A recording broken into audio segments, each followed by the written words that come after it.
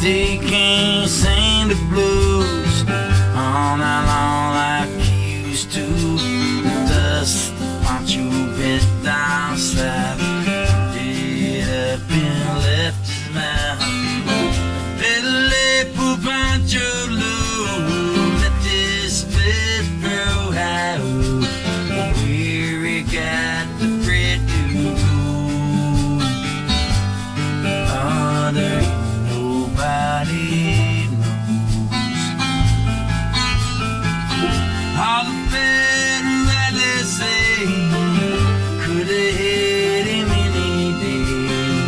They only let him slip away. Out of kindness, I suppose. Poets tell I Pancho Bill left us living in a cheap hotel. The desert's quiet and Cleveland's cold, so the story ends we're told. Pancho needs your prayers, it's true, but save a few, but let me be. He only did what he had to do. And now he's gone.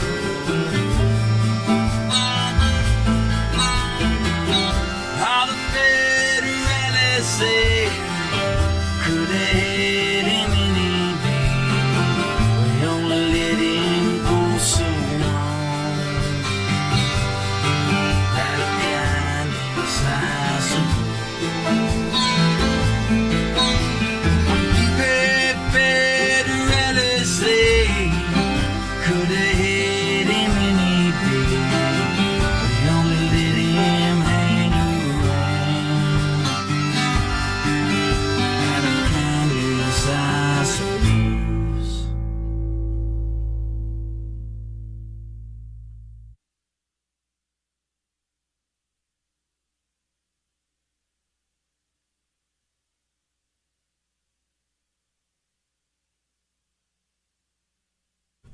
You're listening to WZBC Newton 90.3 FM. This is the News at Dawn. I'm your host, Herbie Perlman. If you're one of the perfect audience, the Lamadvovniks, the 36, or even an alternative on the waiting list to get in, you can call 617-552-4686 and check in if you want. And if you don't, take a deep breath and say Om, because we're going to be Oming this morning. But before we do that, let's listen to something.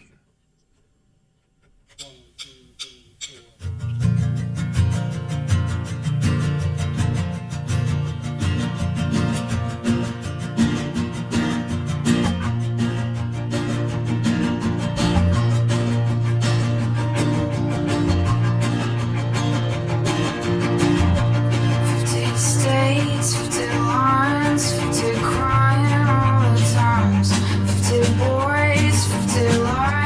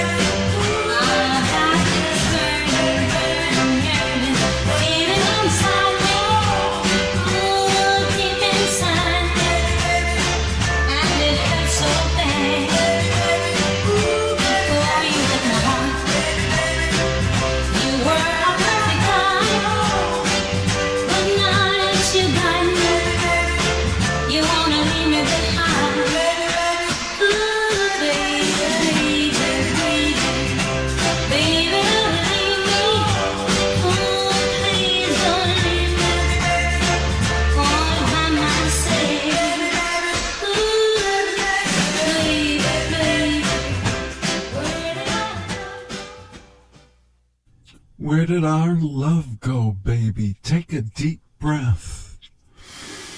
Oh. Get ready. Here it comes again. It's Radio Eco Shock, a regular feature of our programming here at the News at Dawn. Let's go. This is Radio Eco Shock with Alex Smith.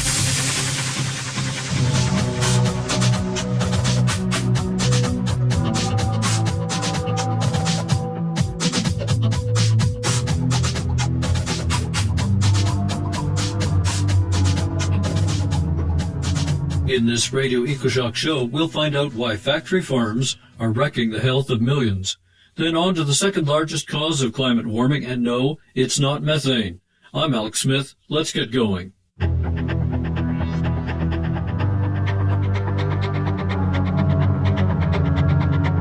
When young people want local food, safe food, grown organically, when they spend a few cents more for eggs from a free-range chicken, they may not realize they have a long-term champion for all of that and more. John Eichert was raised on a Missouri farm before going all the way to his doctorate in agricultural economics. He's worked in the big farm system and taught at the University of Georgia, the University of Missouri, and more. Since retiring as Professor Emeritus of Agricultural and Applied Economics, John didn't go quiet. He's written a half-dozen books and continues to speak in America and abroad. John Eichert, welcome to Radio EcoShock. Thank you. I'm pleased to be here. Looking forward to visiting with your listeners. Well, yes, you have so many good things for our listeners, it's hard to know where to start. Let's begin with a case study of big agriculture gone wrong, I think, in Missouri. Why did you strongly oppose the right to farm amendment in that state? Well, there were several reasons, but one, I don't think we needed an amendment because farmers already have a right to farm, and there's right to farm legislation in virtually every state. And then the primary reason was that I think the amendment was simply meant to provide protection for the large-scale, what I call industrial agricultural systems today. And there's growing public resistance and concern about the integrity of our industrial food system, and I think the intent of this amendment was to stem or prevent the growing public concern from resulting in any further regulations of agriculture. And we keep animals and birds in tiny cages. Sometimes they can't walk, sometimes they never see the sky. How did we come to accept making domesticated animals our prisoners? Well, I think it's driven by economics, just as the industrialization of agriculture was driven by the quest for ever greater economic efficiency. I think the motivation for that was good to begin with, and in fact, I supported that industrialization of agriculture through basically the first half of my 30-year academic career, because I thought we were going to make good food affordable for everyone by making agriculture more efficient and making food cheaper, just making it more accessible to more people. The system that we chose to make agriculture more efficient was what I refer to as kind of the industrial approach or industrial paradigm. It's specialization, standardization, consolidation of control.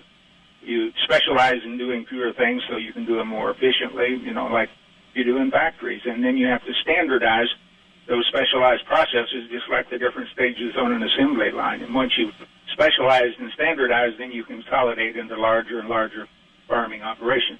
And so when you mention the animal operations that we have today, these are basically animal factories. They're set up like biological assembly lines where the beef and the animals, the chickens, the hogs, whatever, kind of come into these operations, and they're fed and watered and taken care of if they were moving through an assembly line, and then they produce the product at the other end. And while it may be efficient in terms of economic efficiency, it basically treats those animals as if they were simply cogs in the machine or raw materials running through a factory. So when they focus on the economics, there's little room for concern about the health or the comfort of the animal. You know, they argue that animals have to be healthy in order to be productive. That's simply not true. We kill these animals at a very early age, and many of them are in a condition where they couldn't live a whole lot longer if they weren't sent to slaughter at the time they're sent. So it's basically just lack of concern for the fact that these animals are living sentient beings rather than just cogs in a machine. Well, as city people, we're told that we need to have industrial agriculture to feed our big population. Is that the truth? No, it simply isn't the truth. In fact, you can go back and see that there's no really any indication that we couldn't have produced just as much and fed the people just as well without having these large-scale sort of industrial operations. Basically, what the industrial approach does, it allows you to produce more with fewer people and with less skilled labor, whether you're talking about manufacturing process or talking about an agricultural production process. And what we've done is we have far fewer farmers now, and so they claim the efficiency in terms of, you know, one farmer feeding 50 people or 150 people or whatever, compared, it depends on how you calculate the statistics. But what they're simply saying is that we're producing more with fewer farmers. And many of the people that are working in agriculture are less skilled now because they're basically the factory workers in these animal factories are tractor drivers rather than farmers that are actually making decisions on the farm. So the savings have been, you know, certainly not in terms of use of fossil fuel or using far more, or hasn't been in terms of efficiency of using capital because it requires more in terms of capital and technology. It's basically just been a process by which we produce the food that we're producing today with far fewer producers and far fewer farmers, which means far less employment in agriculture. But had we continued to develop the technologies that we were developing in the 1930s and 40s and that period of time of farming, kind of in the pre-industrial or at least the pre-last phase industrial, there's no indication we couldn't have produced just as much food as we're producing today. There might have been some difference in the economic cost of food, but all of the studies would indicate that even today with current technologies that we can make a transition to a more sustainable, organic-like production system of agriculture, and food costs would probably go up no more than 8 to 12% at the most at the retail level. And we've seen food prices in the U.S., for example, go up by more than that amount as a consequence of the biofuels programs, which put 40% of the U.S. corn crop into ethanol rather than using it to produce food. So it simply is not true, and there's no way that you can logically calculate that we can't feed the people without an industrial agriculture system at a reasonable price. It's pretty hard to know where our food is coming from. In fact, in many places, we're prevented by law from seeing these secretive, massive pig and chicken farms, much less taking pictures. If you try and take pictures in some states or places, you can be labeled a terrorist. So I think we need a more open food system. Yeah, I would agree. And what happened as we moved toward more and more kind of focus on economics, the thing is about economics and the economic efficiency that comes with it. It comes primarily from being able to carry out impersonal transactions by buying and selling rather than knowing who's producing whatever it is that you want to buy. And that's the advantage of an economic system or an impersonal economic system, but at the same time it separates you from the people that are producing your food or whatever else you're buying to the point where you lose any real first-hand knowledge of where the food comes from and how it's grown and how the animals are treated and how the land's treated and so on. So I think the local food movement that's booming all across the U.S. today, and the organic food movement before that, was really and is really an attempt by consumers to gain some knowledge of where their food comes from, and I think they've increasingly are losing confidence in the industrial food system, including the government that supposedly is regulating that system to ensure them of the quality and the safety and the kind of the ecological and social integrity in terms of how the food is produced. And so they're increasingly turning to more localized sources of food production so that they can know the farmers, or at least they're in a situation where they could actually visit the farm if they wanted to. And they're ensuring the integrity of the products through this sense of personal connectedness with the farmer, rather than trusting this impersonal economic system or trusting the government regulations that are supposed to kind of control or restrain the social and ecological exploitation of that system. Well, at this point, it appears like we do have lots of food, maybe too much. There's a rash of obesity and diabetes and many diseases unknown when you and I were kids are sweeping the Western world. Do you, John Eicher, do you tie that to these massive health problems to industrial agriculture? Yes, I think that's one part of it. I'm not denying that there are problems in the rest of the food system, and those are driven by its focus on economics, trying to sell as much product as they can and make as much profit as they can for the rest of the system. But where I differ from some people, I think it begins back at the farm level. And there were scientists in the 1930s and 40s, again, that anticipated this. Professor William Albrecht at the University of Missouri was one that was notable for that. And he says when you turn to focusing simply on the economics, as he knew was coming with the chemical fertilizers and pesticides and things of that nature, he says what you end up with is you will select crops for the maximum yield rather than the quality. And what you end up with in terms of maximum yield is crops that are higher in those nutrients that come from the air, carbon, hydrogen, oxygen, nitrogen.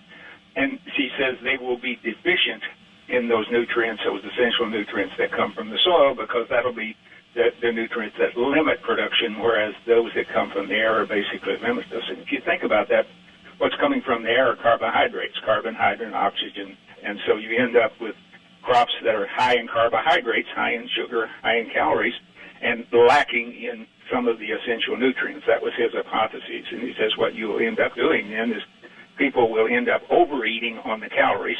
You'll have crops that are too high in calories relative to those essential nutrients, and they'll overeat on the calories in the process of trying to get enough of those limited nutrients that come from the soil. While this certainly hasn't been proven, there hasn't been many people willing to explore that.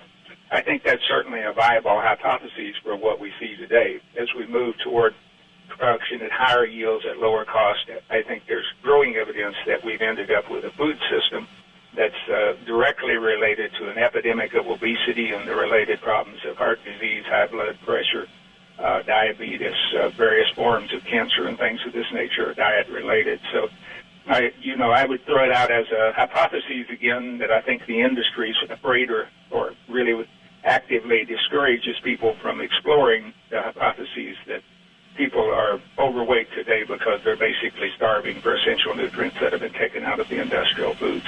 And I'm not dismissing, other things such as lack of exercise and changes in lifestyle, but even some of those may be related to the fact that people simply don't feel good because they're not getting what they should get from their food. It makes common sense to me what you've just said. This is Radio EcoShock. Our guest is agricultural economist and farming advocate John Eicher. Well, in a YouTube video, you put out another fact that stunned me. You said if you've got even 200 cows, you've got as much waste as a city of 10,000 people. There are operations with thousands of cows and tens of thousands of pigs, not only in America or Europe, but in China too. What's the impact of all that waste, and what can we do about it?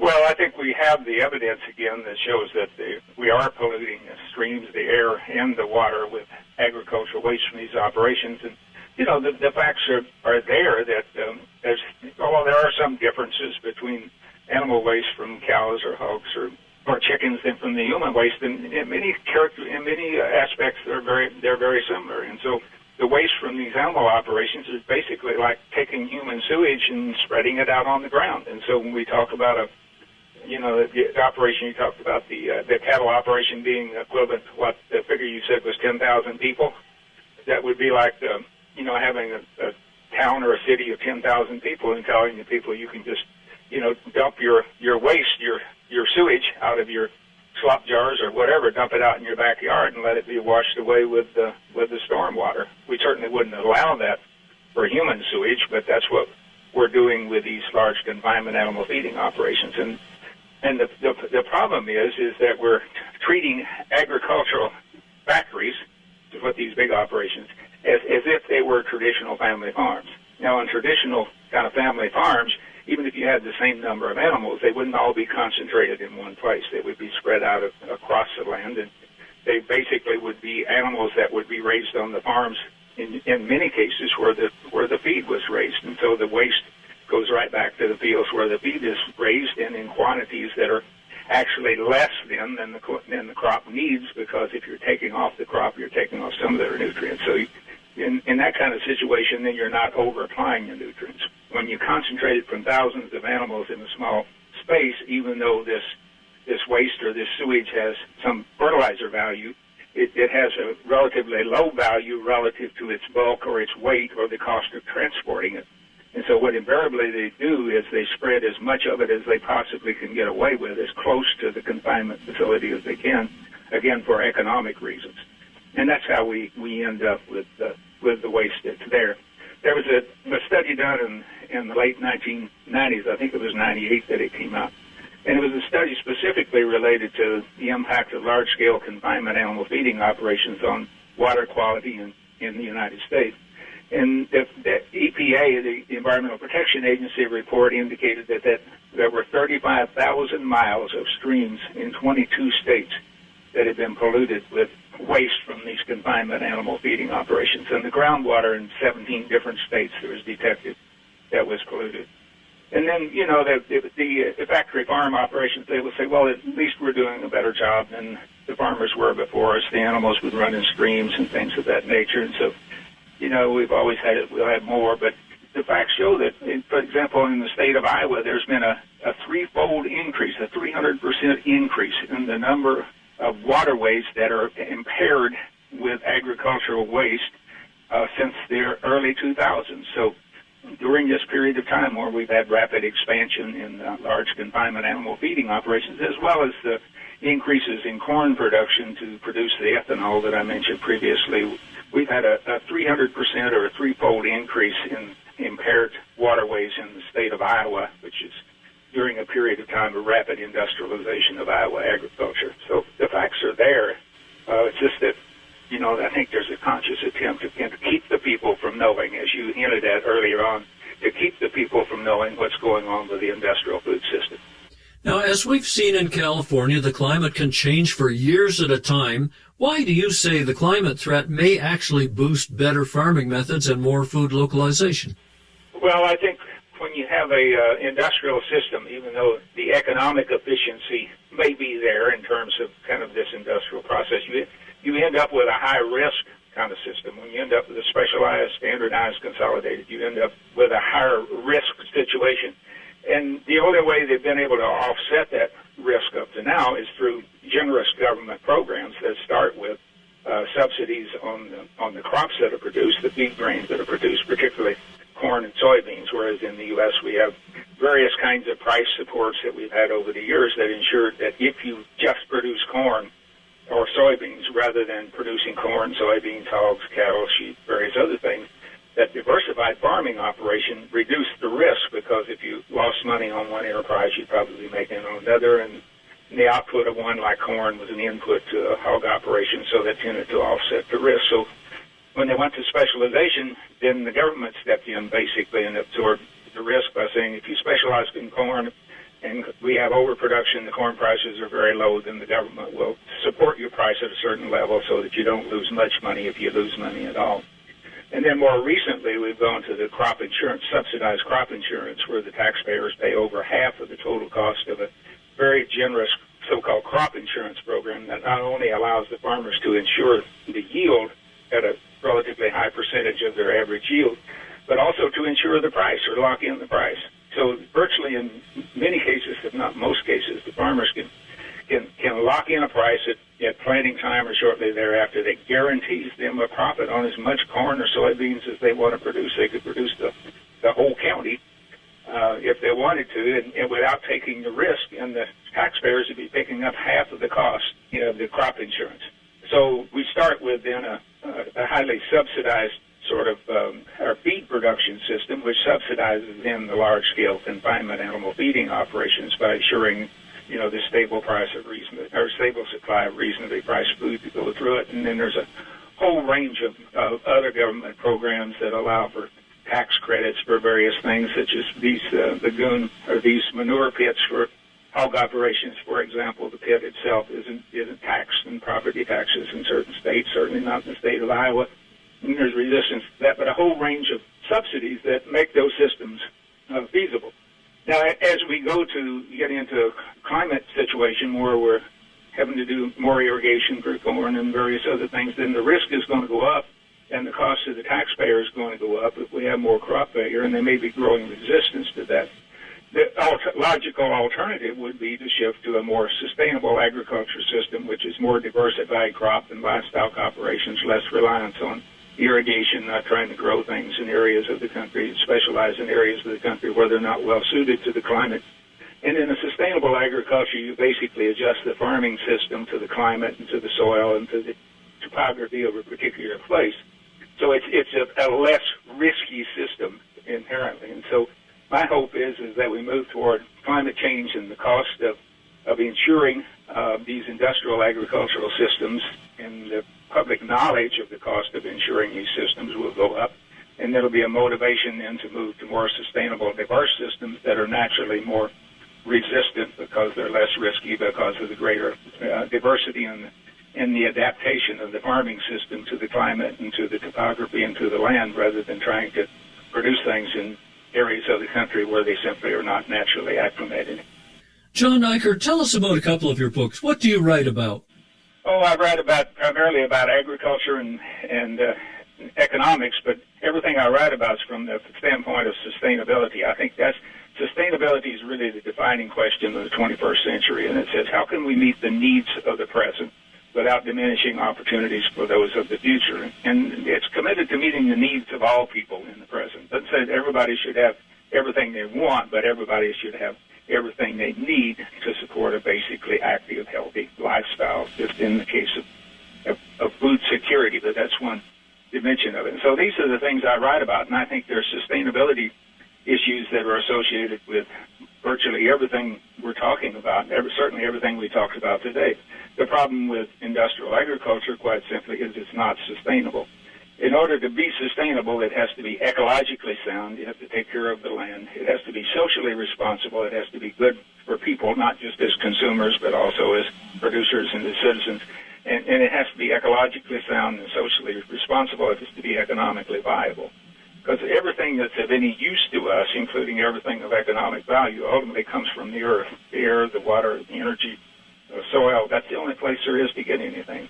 And if we go beyond self-sufficiency, then we have to depend upon other people, trading, bartering, to get our needs met, as I say, beyond just meeting our needs ourselves by going out and working, producing our own food and our clothing. So if the economy then is to be viable, and the economy simply allows us to make these impersonal kind of transactions or impersonal relationships, but if the economy is to be sustainable, then we have to maintain the productivity of the land and the productivity of the people. Industrial agriculture is not doing any of those things. And as I discovered as I looked deeper, this isn't just the case of agriculture. This is the case of the whole economy and the whole society. We've created an economy and society that's driven sort of by the economic bottom line, and we're systematically exploiting and extracting the wealth of the land, and systematically exploiting and extracting the wealth and the usefulness from society, or the human resources, as we economists would call it. And we're destroying the long-run viability not only of agriculture, but of our economy and our society as a whole. So these are the things that I write about. I focus more on agriculture and food systems because these are things that I know more about, and I focus more on the economic dimension and the economic problems. I think, the focus on economic is the primary reason for the lack of sustainability, so that's convenient for me. But I try to then address whatever issues that society seems to be interested in from the perspective of sustainability, the long-run sustainability. I think that's the key question. Ultimately, the answer to that question comes back from realizing that life isn't just about trying to accumulate as much income or earn as much income and accumulate as much wealth as we might. Certainly we need those material things of life that we can buy in the marketplace with, our economic income or our wealth. But we're also social beings. There's real value in human relationships that go far beyond just the economic value that we receive out of those relationships. We're just social beings, and we need to relate to other people and families and communities. And so it's not really a sacrifice to take care of people and care about community and care about society. And we're also ethical and moral beings. We need a sense of rightness and goodness about what we do. And I think ultimately sustainability is an ethical decision. I really believe that we owe a debt to those people of the past that created the life and made the quality of life we enjoy today available to us, and that we can only repay that debt by being concerned about the well-being of those of future generations as well as ourselves. And now, you've just returned from China. Do you have a couple of thoughts you want to share with us about that? Well, I had good visits with the people at China about a whole range of issues, and as I said to them, I said, the China and India and Africa simply cannot afford to make the same mistakes that we've made in the United States with respect to industrializing our economy, industrializing agriculture. The world cannot assimilate the same level of pollution. For example, we talk about global climate change. We can't, China and India and Africa can't, generate and release the same per capita pollution that we have in the United States and Europe and even Japan without totally destroying the integrity of the natural environment. But the same thing's true of agriculture. We simply can't afford for China and India and those countries to make the same mistakes we've made, industrialize our agriculture and decimating their rural communities. They've got, millions, or I guess billions of people, we might say, that are left in rural areas, and there's no way they can, drive all those people off the farm and accommodate them into the cities and live through and suffer the destruction that we've had. We were able to do it in this country because we had an abundance of resources, and the country was relatively empty, and the world was relatively empty of pollution and relatively abundant in resources at the time we industrialized. That's no longer the case. The world's filling up with pollution, and the resources are being depleted, and the world is filling up with people. And so we simply have to change. What we're doing now is not sustainable, and it means that China and India and other countries like that don't have the luxury of making the same mistakes that we've made over the last 100 years or so. We need to move toward a sustainable economy and a sustainable society.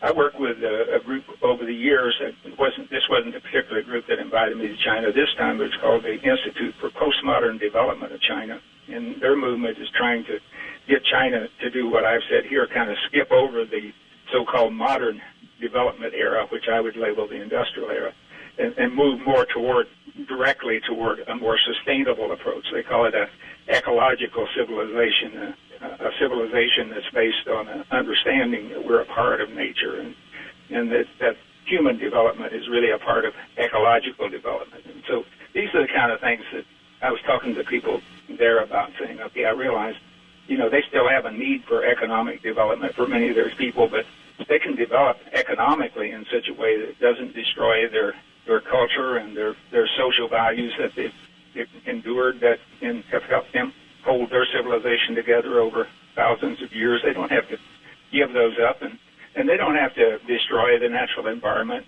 and extract all of their non-renewable resources. And I think there's indications that they're moving toward that, and they're learning. And I told them there, I said, I think it'll be easier for you to make the transition in China than it will for us in the United States, because we're so ingrained in this sort of industrial mindset. It's going to be very difficult for us to change, whereas you're just beginning to move into that industrial sort of modernist mindset, and it would be easier for you to say that we simply don't want to follow the ways of the West entirely. We want to pick those things about the Western development, which has been good, and there's been many of those, but we want to avoid the mistakes. That was basically my message. Well, as we finish up, I've got one last question for you, and it's just so hard to imagine that big corporations from Monsanto to Cargill will ever let the small farmer back in. Is it really possible that this agricultural empire, I would call it, could fall, and we'll see the kind of changes you've been talking about? Yes, I think it's certainly possible. People are always asking me questions similar to that, and typically they say, well, are you optimistic about the future? And I tell them, no, I'm not particularly optimistic, but I'm hopeful. optimism means that you think, well, it's going to be quick or easy, or that you know that it's going to work. And I tell them, that's not the way I feel, but I know it's possible. I know it's possible to bring about those changes, and that's all you need for hope. And so I'm hopeful of that. The things that give me hope is I have an opportunity to work with a lot of people who are creating this new sustainable local food movement. They may call themselves organic or biodynamic or holistic resource managers or ecological farmers, or they may talk about permaculture or agroecology or natural farming or a whole range of things, but they're all pursuing this idea of farming that takes care of the land, that cares about people, and provides a decent economic living for the farmers. And so that movement is strong and growing. It's probably, in the U.S., it's probably still less than 10%, maybe closer to 7-8% of the total food production, but it's grown from basically nothing in the past 25 years to what it is now. So that's one thing that gives me hope. I see people out here that are doing it. We talked earlier about, trying to make a living on a small farm. It's certainly not easy.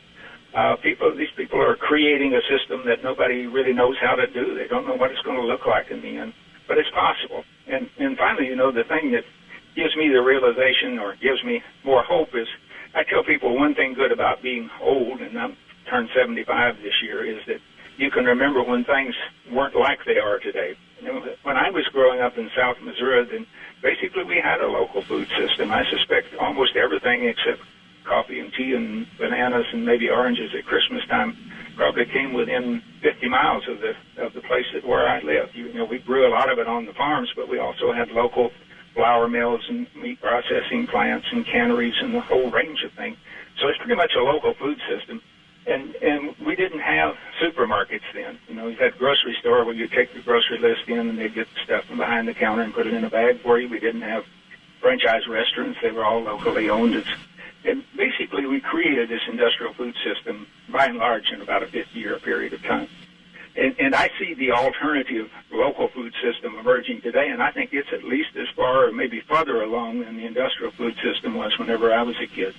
And so I know that change happens, and change can happen very quickly. And I'm not underestimating the magnitude or the size of the political power, economic power of the corporations, but I think if people move more and more to the local level and they begin to create these localized food systems that gives them a degree of food sovereignty, then we can see this system change very rapidly.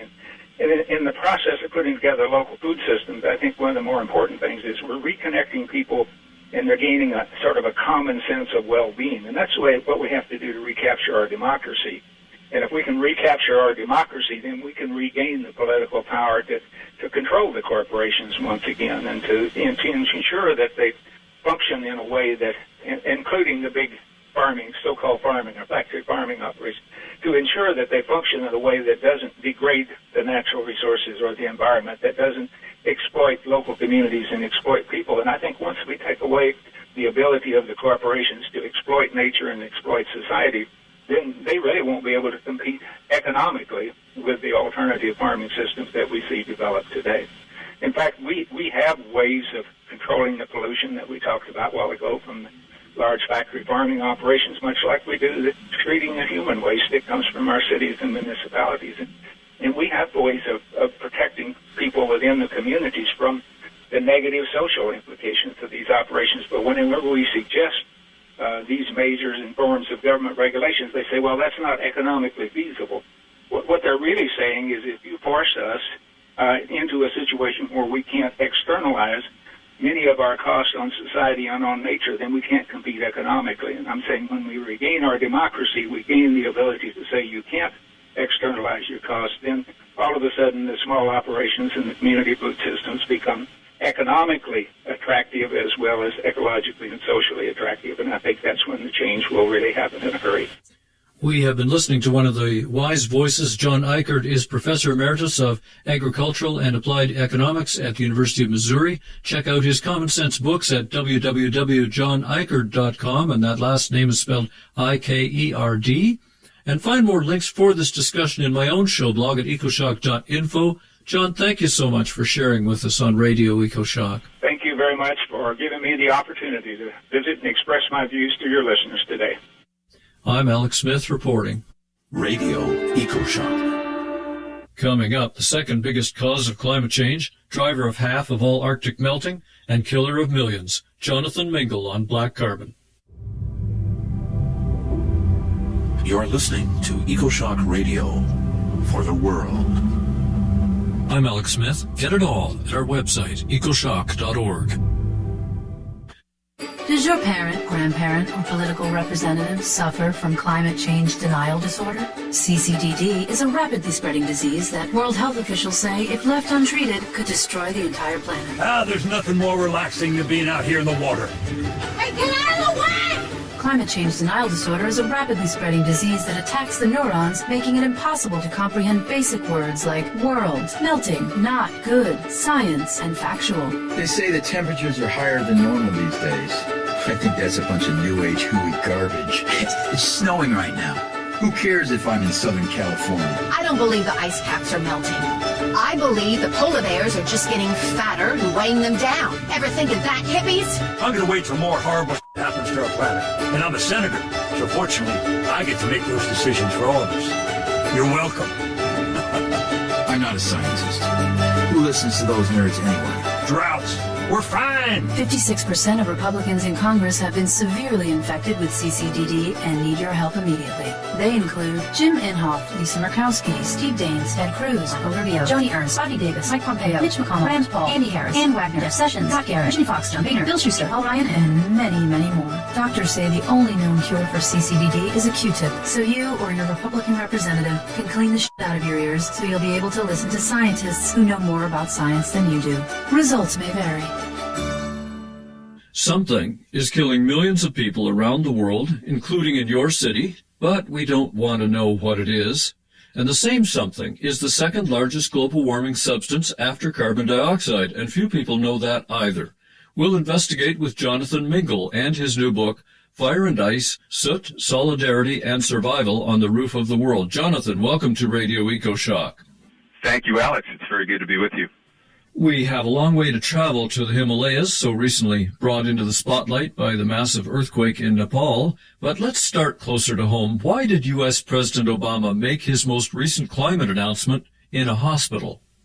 Well, I think he was trying to highlight the fact that the pollution, much of the same pollution that drives climate change, is also implicated in some serious health problems. And it's not something that's been on our radar screen until relatively recently in terms of public awareness, but a lot of, whether you're looking at smokestacks from industrial sources or tailpipes from vehicles, along with the carbon dioxide coming out of them, in many cases, you have other forms of pollution, particularly particulate pollution. And the one that I've been focused on in researching and writing the book is black carbon. And black carbon is really just what scientists call these ultrafine particles that are products of incomplete combustion. And the reason we're worried about those is it's those really small particles that can penetrate deep in the lungs and cause a lot of damage to human health. So I think President Obama has wisely started talking more about the immediate health impacts of being exposed to all kinds of pollution, and the fact that, climate change is not just this abstract problem that's happening to people far away or far in the future. The pollution that's driving it is also putting us at risk here and now. Yes, there was a study that happened in Brooklyn, and it's been followed up, that showed that pollution from cars and factories, all sources, can actually change the DNA of babies in the womb, and that was pretty scary. And yet, people don't seem to demand more action on this. Why do you think that is? I think there are a lot of reasons for that. If you look back at the history of clean air advocacy and legislation, usually it's taken some kind of terrible precipitating event like the killer fog in London in the early 1950s that led to Britain's clean air legislation. Or if you go to China right now and you look at, the air quality problems they're dealing with, finally people are starting to say, look, it's hard for me to breathe, it's dangerous for my child to be, out and about in Beijing, got to do something about this. So it takes these kinds of events, and it happened in New York City in the 60s as well, or look at LA in the 70s, or Pittsburgh in the 1940s.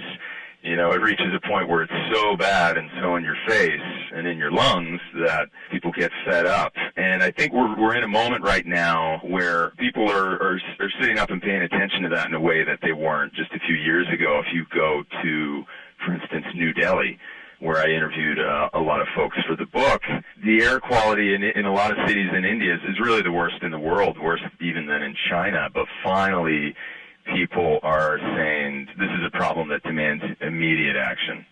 Yeah, it's strange. You discovered one root of this black carbon problem in a faraway mountain valley. Tell us about the location that stars in your new book, Fire and Ice. So at the narrative heart of the book is the story of this village I've spent a lot of time in the last several years. It's called Kumik, and Kumik is a village of about 45 households in a valley called Zanskar. And this is in a remote part of the northwest Himalaya in North India. And Kumik is on the receiving end of both the climate impacts of black carbon and the health impacts of being exposed to soot pollution. They rely almost entirely on burning dung for heating their homes. And this is a place that gets very cold in the winter. It's 12,000 feet high. It's not a lot of trees grow up there because it's in the rain shadow formed by the Himalaya. So they depend almost entirely on melting snow and ice for irrigating their crops. And they depend largely on solid fuels, so dung and a little bit of wood that they gather for cooking and heating. And so my first encounter in Kumik was in 2008. I was working in Zanskar on passive solar heating designs with some communities, and I discovered that this is a whole village that was in the process of moving because they've been in a terrible drought for the last few decades, and it's just getting worse and worse. It took a while to connect the dots of their slow-motion catastrophe to this larger global issue of black carbon, but it was pretty astonishing when I started looking into it, just the scope of the damage caused by black carbon and juxtaposed with the fact of how little we seem to talk about it. It's interesting. I talked to an atmospheric scientist who is from India, and he said, well, even my auntie is cooking indoors with very little ventilation and creating this black carbon soot, but she thinks that the food tastes better that way. It's the traditional way to cook. It's going to be difficult to get the people of India to change away from that. That's exactly right, and people have been trying to do this for decades with relatively little success. There was a government program in the 1980s and 90s in India that tried to bring what they called improved cook stoves to people across the country, especially in rural villages, and it largely failed because, they took an engineering approach to a wicked, complex problem that has a lot of cultural factors, and you need to understand how does that woman in the rural village in Uttar Pradesh spend her day, and what kind of fuel is she gathering, and what kind of foods is she cooking, and what are her preferences for the design of a stove, and that may vary from Uttar Pradesh just next door to in Bihar, the neighboring state, and you really need tailored solutions if you're going to help people embrace cleaner options for cooking. So that's to say either biomass cook stoves that burn wood or animal dung much more cleanly, or alternatives like gas or electric cooking, biogas, and they have to be affordable. So it is a challenging problem, but finally I think there's some cause for hope on that front because more companies are trying to figure out how to solve it, and there are these enabling mechanisms like the Global Alliance for Clean Cook Stoves, which is really taking a holistic approach. Well, before we cycle back to India and the Himalayas to see how one village responds, I'd first like to understand a bit more about how black carbon affects climate change. What did you find out about that? Yeah, black carbon, it's really the scientist's term of art for the stuff in soot that makes soot dark. And so if you're a climate scientist, the reason you care about black carbon is in its name. It's dark. And just think of any dark rock sitting out in the sun. After a while, you come back and touch it, it's going to be warm to the touch. And, that is the main mechanism by which black carbon adds energy to the atmosphere. It absorbs light across the different wavelengths, and it turns it into heat. It re-radiates it as heat. And then a second mechanism is if that black carbon, and again, think of a microscopic little dark rock that gets deposited on snow and ice, so a glacier in the northwest Himalaya, for example, it is going to reduce the amount of light that snow reflects back to space. And so then that triggers these feedback loops, and it adds energy to that snow and ice, and it accelerates melting. And then there's a third way that black carbon influences climate, and that's through interactions with clouds. And that's where it's a lot more complex. And, you know, scientists are trying to figure out, well, does it reduce the amount of cloud formation, or does it increase it? And clouds reflect light to space. So if you sum up those three mechanisms, and there was an exhaustive study a couple of years ago led by Tammy Bond, a scientist at University of Illinois Urbana-Champaign, and a recent MacArthur Fellow for her work on black carbon. And they found that when you add it all up, it is definitely net warming, and in fact, it's the second biggest contributor to climate change, as you mentioned in your intro, after carbon dioxide. Yes, we had Tammy Bond on Radio EcoShock. We were pleased to hear from her. This is Radio EcoShock. I'm Alex Smith with our guest Jonathan Mingle, author of Fire and Ice. Well, you've alluded to something that confuses me and I think confuses some listeners. It seems like air pollution can play both sides of the game. On one hand, it can add another heat-trapping blanket near the surface, but other types of air pollution deflect sunlight back into space, helping cool things. How can we sort out the different ways that this is acting? Yeah, it's really important to keep in mind that black carbon is rarely emitted by itself. So usually you think of a campfire that you might be sitting around, and when it's really hot and the flame is leaping, you know, maybe you've got some darker smoke coming out of it. That means there's more black carbon. Flaming combustion produces black carbon. But, you know, maybe then the fire cools down a bit or starts to rain and you get more lighter colored smoke.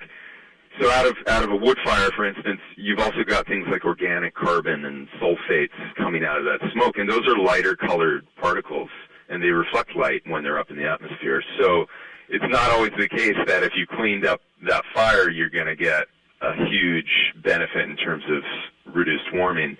It's true if a lot of those particulates are in fact black carbon. So an example would be diesel exhaust, or smoke coming out of kerosene lamps, which are used widely in the developing world for lighting because people don't have access to good alternatives. That smoke is kerosene smoke, almost 99% black carbon.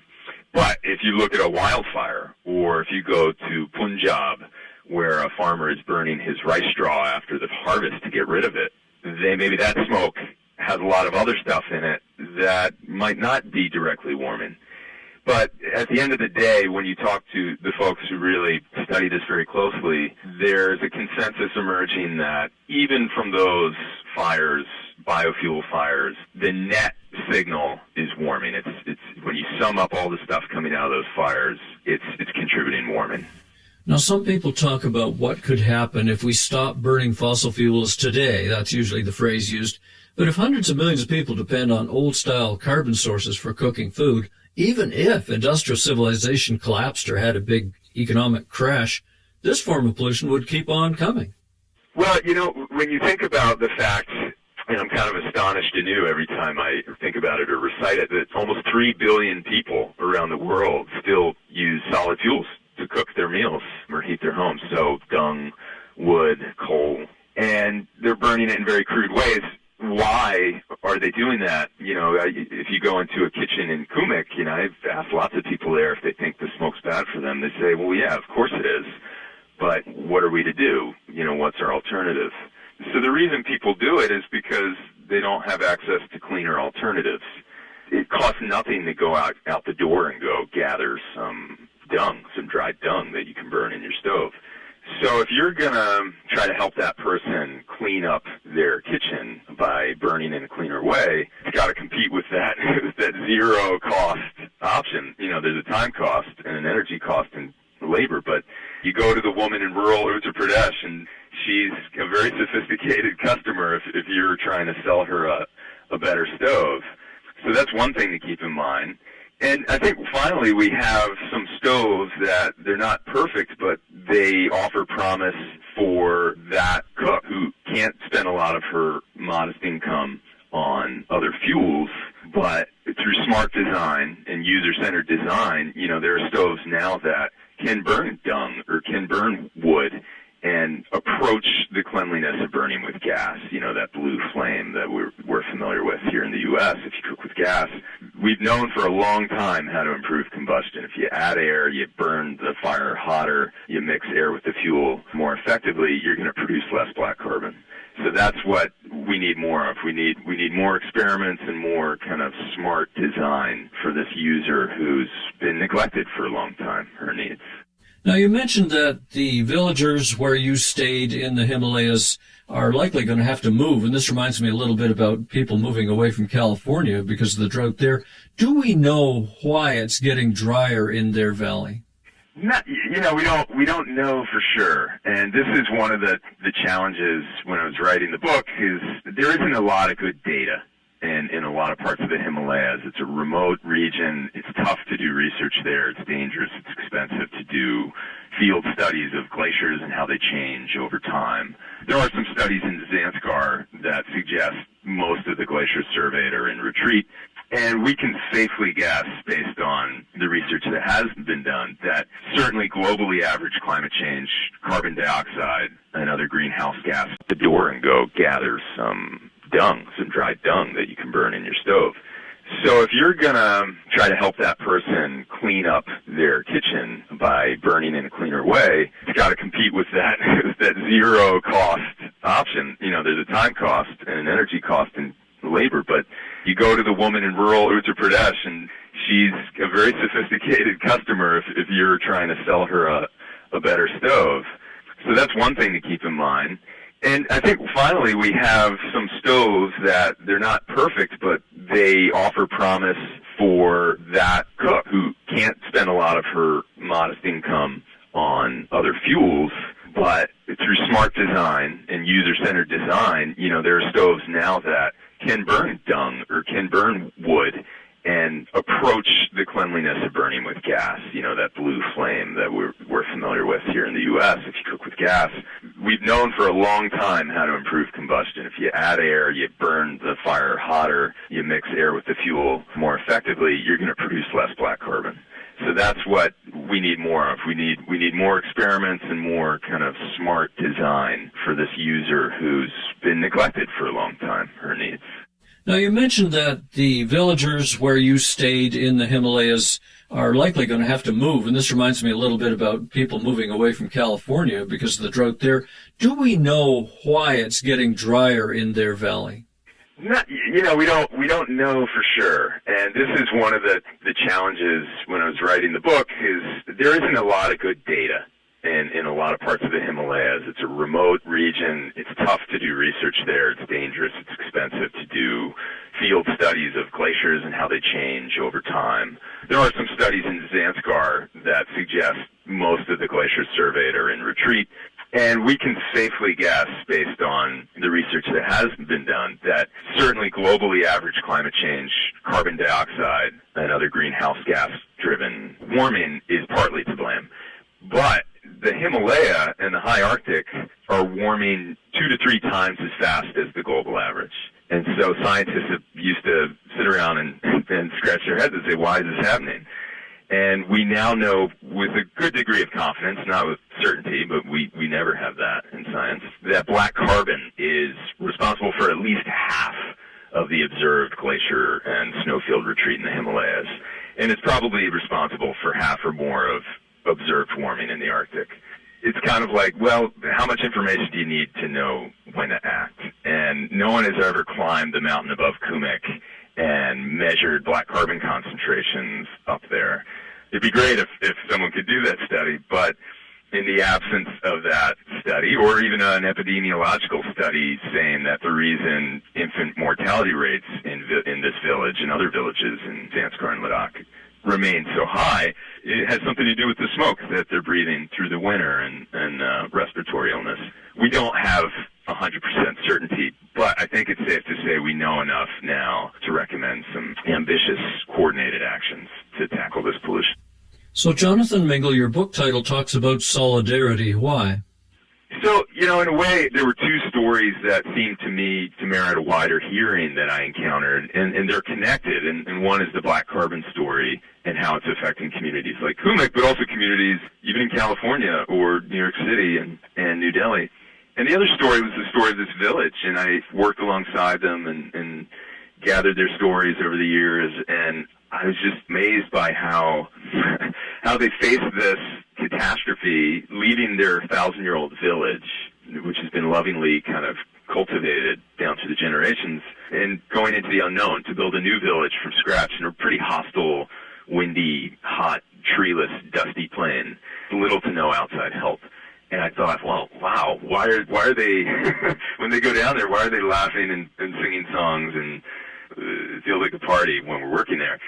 And I think part of the answer, spoiler alert, if you're going to read the book, is that they have these traditions that are the product of long experience in how to live in a really tough part of the world. They depend on snowmelt, they depend on dung for their hearth fires, but they depend on each other is the real answer. And they have sophisticated labor and resource sharing traditions and cultural practices that I think the rest of us could learn a lot from, even as they're slowly disappearing as these communities get more connected to kind of the globalized markets of the world. And that's the solidarity piece. So in a way, I was treating Kumik's story as a microcosm that we can learn from when trying to tackle at this more global scale what seem to be seemingly intractable problems. So climate change, but also, how do you lift the billions who remain in poverty out of poverty without, cooking the climate even more? And I think black carbon fits at the overlapping part of that Venn diagram. Climate action to alleviate poverty. And I was just inspired by how people in Kumik are kind of rebuilding their lives, and some of them embracing solar heating and alternatives to this dirty combustion.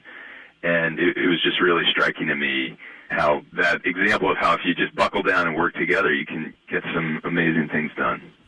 It's strange, Jonathan, that most of us have been focused on ice loss in the Arctic and more recently the Antarctic. But now you raise this third pole, as it were, the ice on the world's highest mountains. I know millions of people depend on that water. Is this a problem that's starting now, a water shortage due to melting glaciers, or is it something that is 200 years from now? What's your thoughts on that? Well, it depends where you are. So you could think of Kumik as kind of on the leading edge of that, the impact of those changes. So in their case, what's happening is less and less snow falls each winter. And, there's natural variability in that, but the trend seems pretty clear. And then spring arrives earlier and earlier. And that means that they run out of water often by August before the harvest. So they can look out their window, see how much snow fell that winter, and try to gauge how much they should plant so they don't lose their crops. In other parts of the Himalaya, what people are seeing is, if you go to the eastern Himalaya, it's more of a monsoon-driven snow regime. So those glaciers are replenished in the summertime, whereas the far northwest, like Skarsgård, it's in the wintertime. So there are different ways this is playing out across the region. But this trend of warmer winters, earlier springs is pretty common, what you hear from talking to people across the region. And the impacts will probably peak much later. So what some scientists forecast is, well, at first you'll have increased runoff, right, as temperatures rise and more of that kind of frozen reservoir gets released. But as it runs off, if you're not able to capture it and use it, it's kind of wasting that storage function. And then, if you go further later into this century, and again, this is kind of our best guesses. Nobody knows when the Himalayan glaciers are going to disappear, but the best current guess is that the peak melting will happen in the latter part of this century, and then after that, you can think of this long tail of increasing dryness. So these rivers that depend seasonally on glacier and snowmelt to feed them, so the Ganges, the Yamuna, the Mekong, the Yangtze, the Yellow, they could conceivably, a century from now, be dry for part of the year, or significantly drier. You just listed what I would call where the majority of the world's people live when you talk about those rivers. It sounds to me as we wrap up here, Jonathan, that you kind of fell in love with this place. You're maintaining a long-distance marriage or something. Yeah, that's a very fair description. And the book is in part a love letter to this culture and these people whose lives are changing rapidly. And not just, the environmental changes are pretty striking, but also economic changes are kind of wrapped up with that too. And it's hard to watch. It's hard to watch them leave this beautiful village. And, they probably got sick of me asking them over and over, well, aren't you sad to be leaving this place? And oftentimes they'd look at me like, what are you, thick? If you don't have water, you have nothing. People would tell me that over and over. And you see it in California today, in parts of California, people realizing the same thing. If you don't have water, well, that's top of your list of worries. So to the extent to which we can maybe learn a little bit from their story, I think they'd be pleased to hear that they function as a model for not just resilience, but also how to get together and have a good time while you're solving problems. That's their credo. I'm Alex Smith. We've been talking about the links between cooking fire soot, industrial pollution, climate change, and your health, and it's all wrapped together in the new book, Fire and Ice, Soot, Solidarity, and Survival on the Roof of the World. We've been talking with the author, Jonathan Mingle. Find more links to this issue and the book in my weekly show blog at ecoshock.info. Jonathan, thanks for traveling with us today on Radio EcoShock. Thanks so much for having me. Check out the Radio EcoShock website. We're at ecoshock.org. That's all for this week. Check out all our past programs as free MP3 downloads at our website, ecoshock.org. Find links and more information about today's guests in my weekly show blog, published Wednesdays at ecoshock.info. Thank you so much for listening and caring about our world.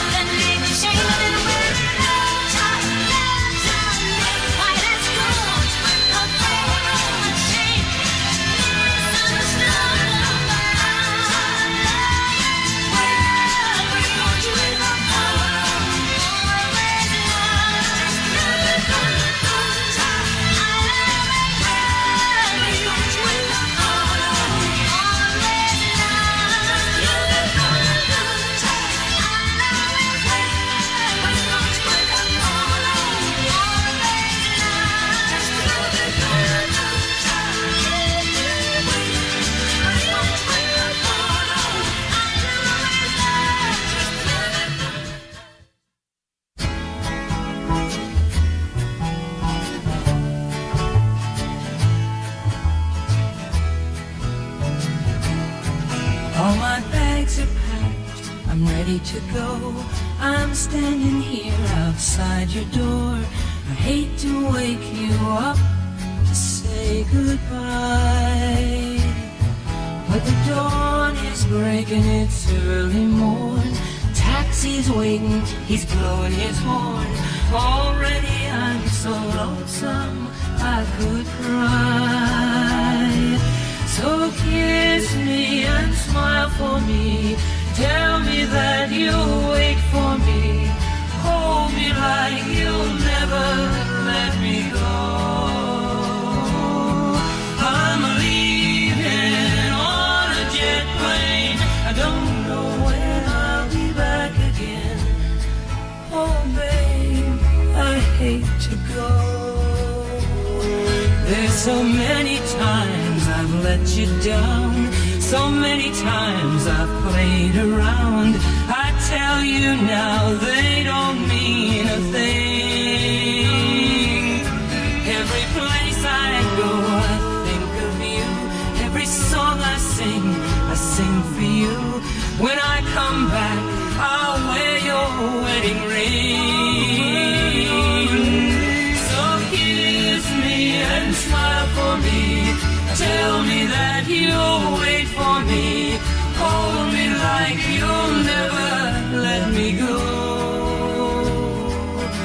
I'm leaving on a jet plane. I don't know when I'll be back again. Oh babe, I hate to go. Now the time has come to leave you. One more time, let me kiss you, then close your eyes, I'll be on my way. Dream about the days to come, when I won't have to leave alone. About the time I won't have to say. Kiss me and smile for me. Tell me that you'll wait for me. Hold me like you'll never let me go. I'm leaving on a jet plane. I don't know when I'll be back again. Leaving on a jet plane. I don't know when I'll be back again. Leaving on a jet plane. I don't know when I'll be back again. Oh babe, I hate to go.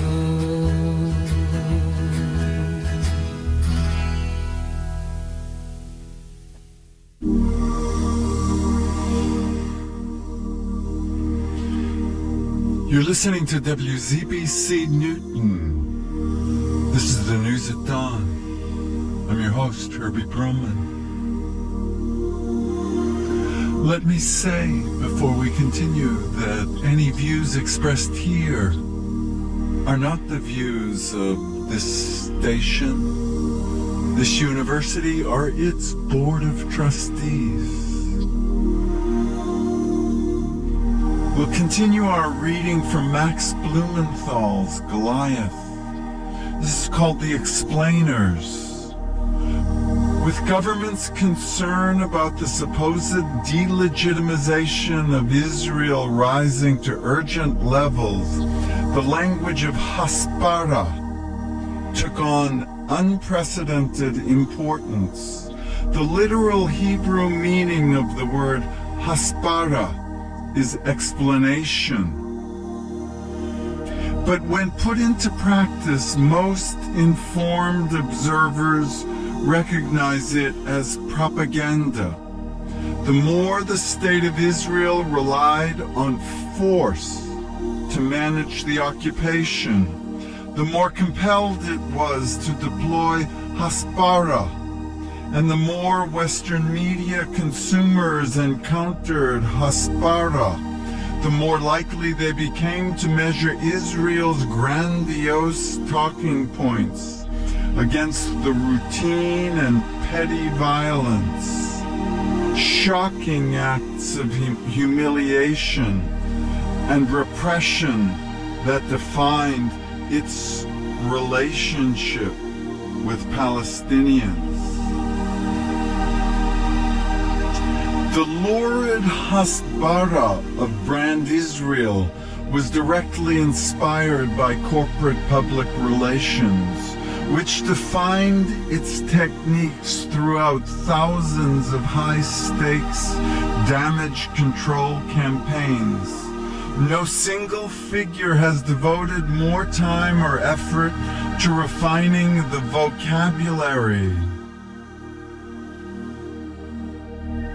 vocabulary of corporate PR than Frank Luntz. Luntz earned acclaim and notoriety in 1994 when he crafted a memo for the new Republican Speaker of the House, Newt Gingrich, called, quote, "Language, a key mechanism of control," unquote. The memo advised Gingrich to promote the Republican agenda with positive words like moral, lead, prosperity, while hammering the Democratic opposition with terms like abuse of power, corrupt, intolerant. Luntz went on to garner lucrative contracts for corporate raiders such as Enron, the anti-green energy oil company ExxonMobil, and most recently, the financial industry, which hired him to help undermine the Occupy Wall Street movement and its 99%. Luntz's best-selling vocabulary guide, Words That Work, was originally entitled Killer Words. Given his history of helping corporate crooks talk their way out of crises, perhaps it was appropriate that Luntz was contracted by the Israel Project, an international pro-Israel activism outfit with ties to Israel's foreign ministry, to craft its official Hasbara handbook. In the 116-page guide, fine-tuned for the sensibilities of an audience that is high on passion and low on information, Luntz outlines strategies, arguments, and tactics for promoting Israel in the media and on campus. Throughout the document, Luntz urged pro-Israel activists to lead attacks on their adversaries by, quote, starting with empathy for both sides first, unquote. He advised Israel advocates to pantomime humility and concern for Palestinian children before opening up a relentless focus on the, quote, Iran-backed Hezbollah, Hamas, and Islamic Jihad, unquote.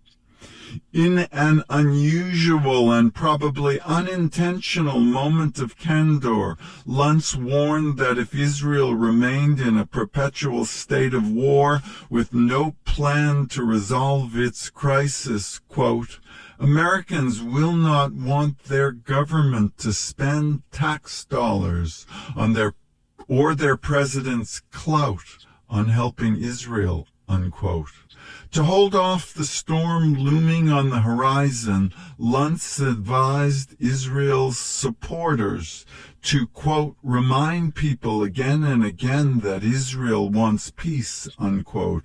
For him and professional hasbarists, such as Sucharitz, the word, quote, peace was nothing more than a rhetorical device.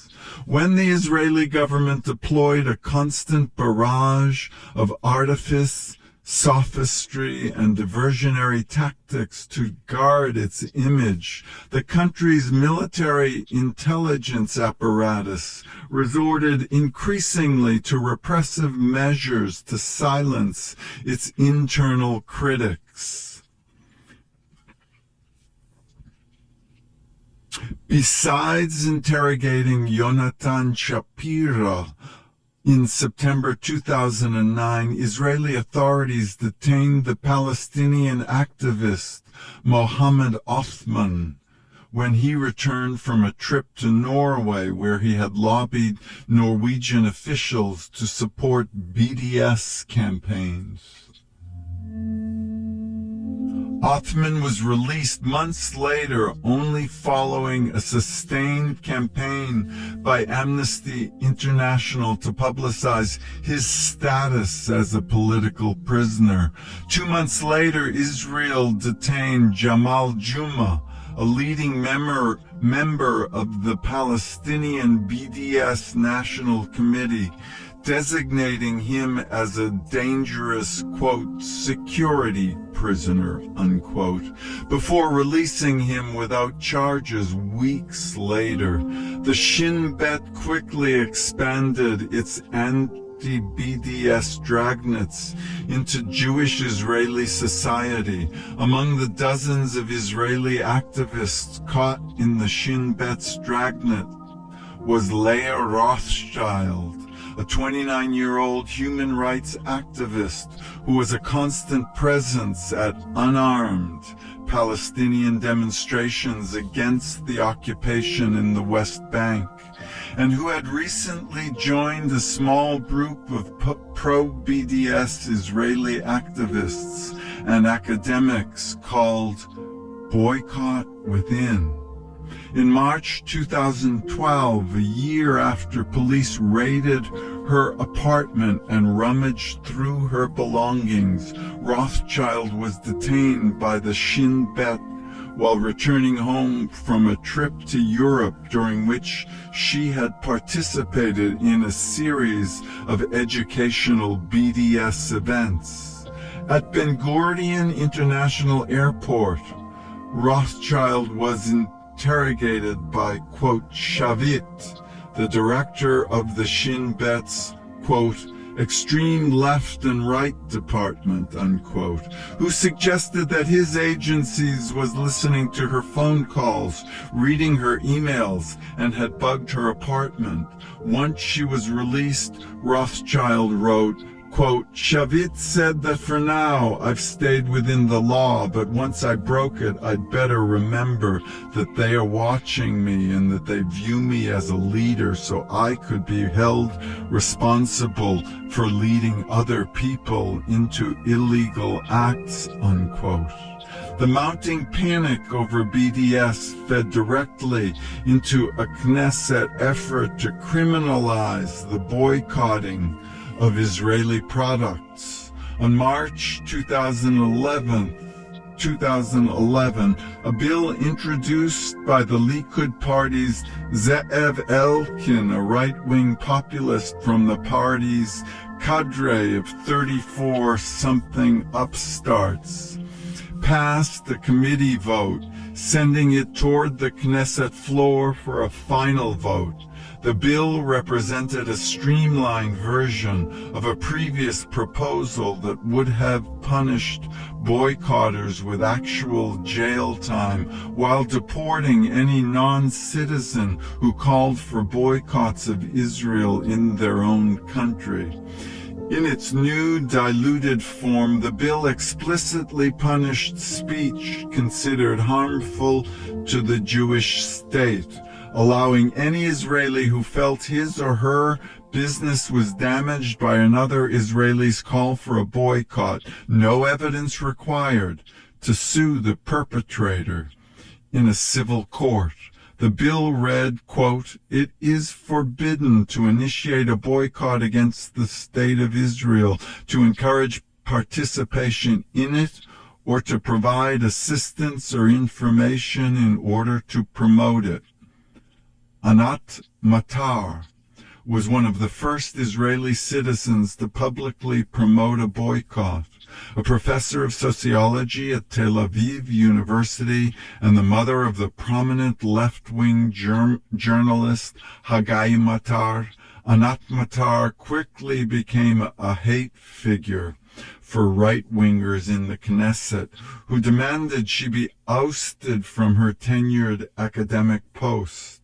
In a speech before Tel Aviv University's 2010 graduation ceremony, the super hasbara, super lawyer, Alan Dershowitz, who consorted with Jeffrey Epstein, accused Matar and two other pro-BDS Israeli academics of, quote, imposing their ideology on students, urging, quote, patriotic students and faculty members to, quote, stand up to propagandizing professors in appropriate forums outside of the classroom where different rules govern, unquote.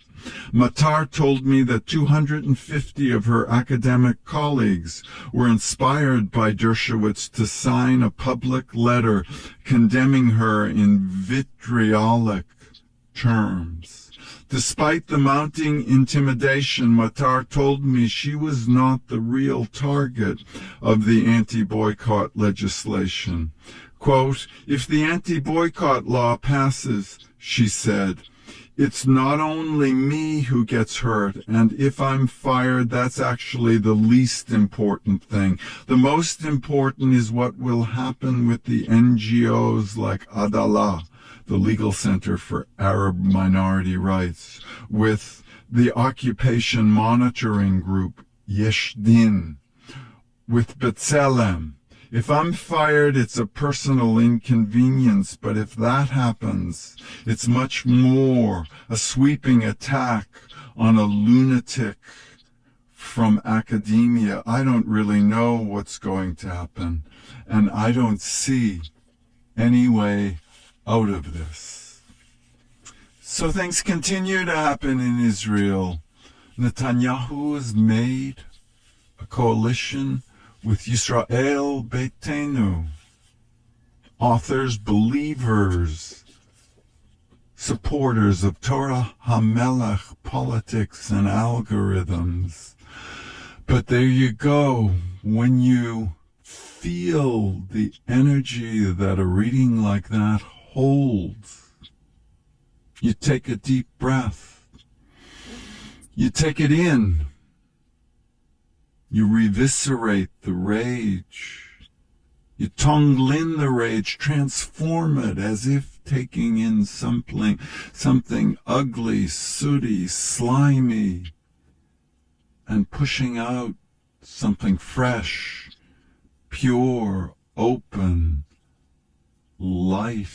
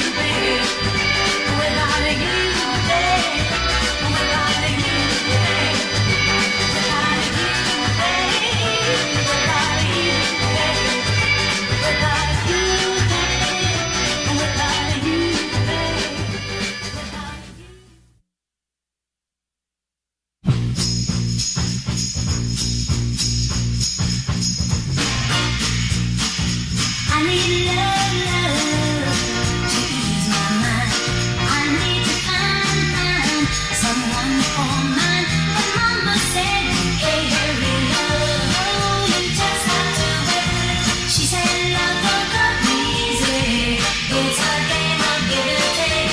Hey, hurry, love, oh, you just have to wait. You gotta trust, give it time. No matter how long it takes, but how many heartaches must I stand before I find the love to let me live again? Right now, the only thing that keeps me hanging on when I feel my strength, yeah, it's almost gone. I remember Mama said, no, you just have to wait. She said, love don't come easy. It's a game of give and take. How long must I wait? How much more can I take before loneliness fills my heart to break? Oh, I can't bear to live my life alone. I grow impatient for a love to call my own. But when I feel that I can't go on, these precious words keeps me hanging on. I remember Mama said, no, you just have to wait. She said, love don't come easy. It's a game of give and take. Hey, hurry, love, no, you just have to wait. She said, trust, give it time. No matter how long it takes.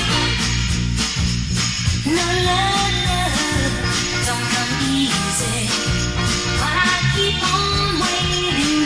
I'm just waiting for that soft voice to talk to me at night. For some tender arms to hold me tight. I keep waiting. I keep on waiting. But it ain't easy. It ain't easy. And Mama said, hey, hurry, love, no, you just have to wait. She said, trust, give it time. No matter how long it takes. Hey, hurry, love, no, you just have to wait. She said, love don't come easy. I'm not sure either.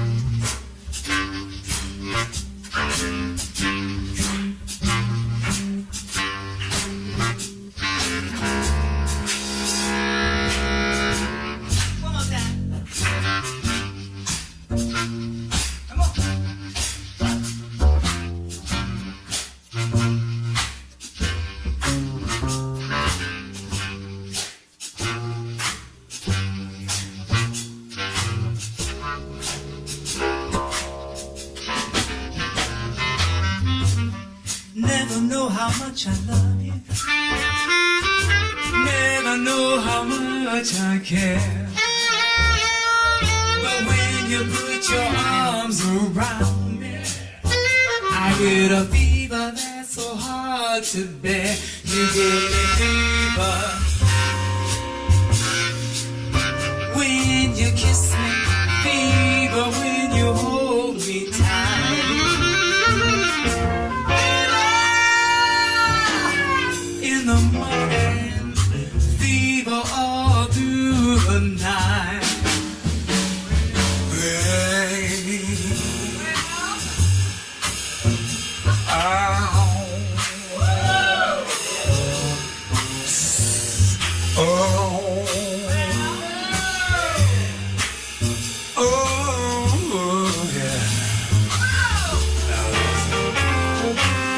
Sun lights up the morning, moon lights up the night. I light up when you call my name, and I know you're gonna treat me right. You give me a feel when you hold me, fever when you kiss me tight.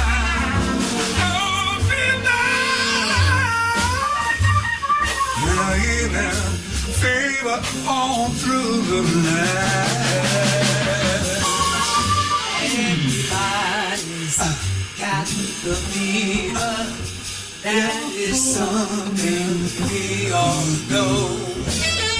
Fever isn't something new. Fever started long ago.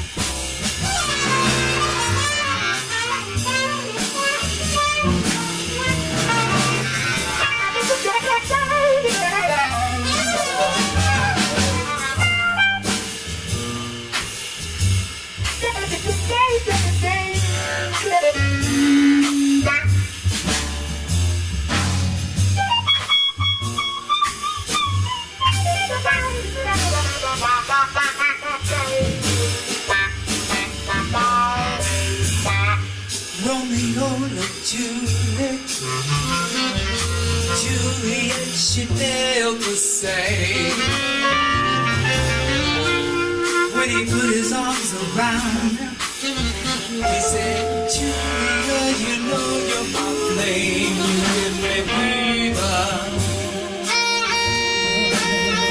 When you kiss me, fever, when you hold me tight.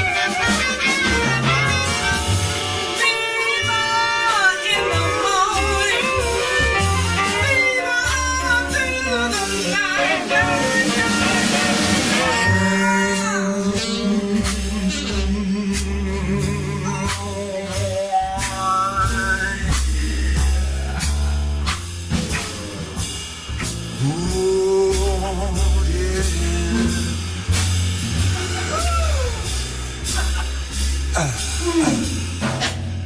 Captain Smith and Pocahontas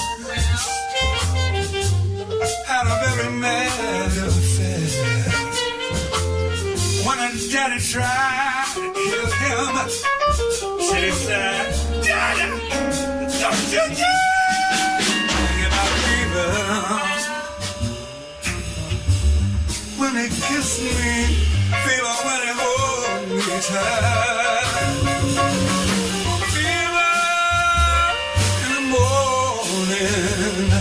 And fever all through the night.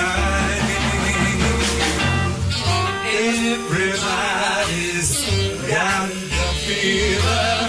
That is something we all know. Fever isn't such a good.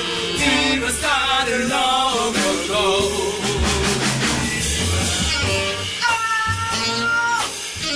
In the morning, fever when you hold me tight. Fever in the morning.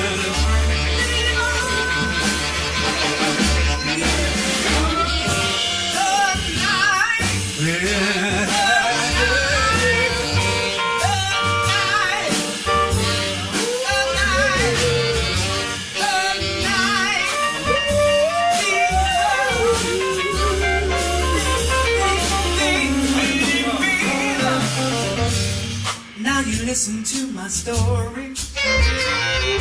Here's the one I'm trying to say. 6 fever, give you fever. Well, being Fahrenheit or centigrade, they give us fever. When you kiss them, fever when you live in love. Fever till you sing a song.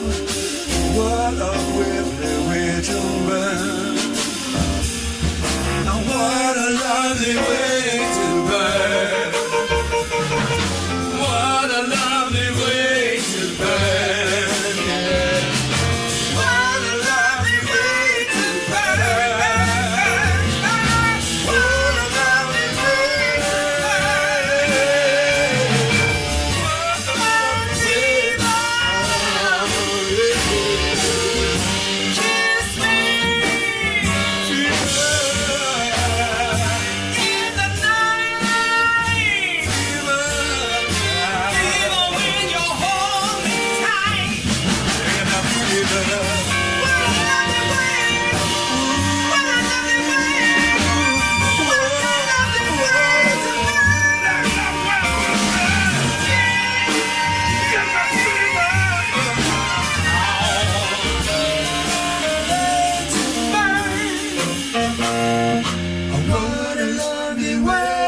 burn. What a lovely way to burn. What a lovely way to burn.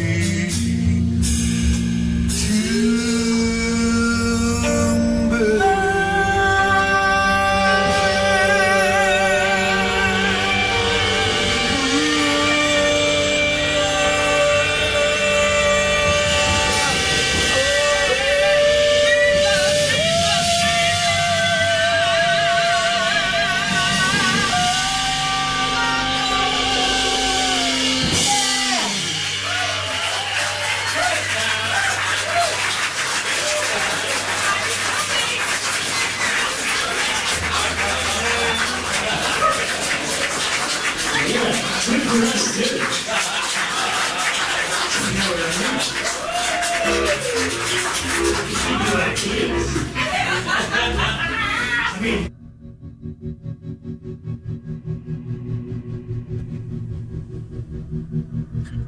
Affirming faith in mind. The great way is not difficult for those who do not pick and choose. When preferences are cast aside, the way stands clear and undisguised.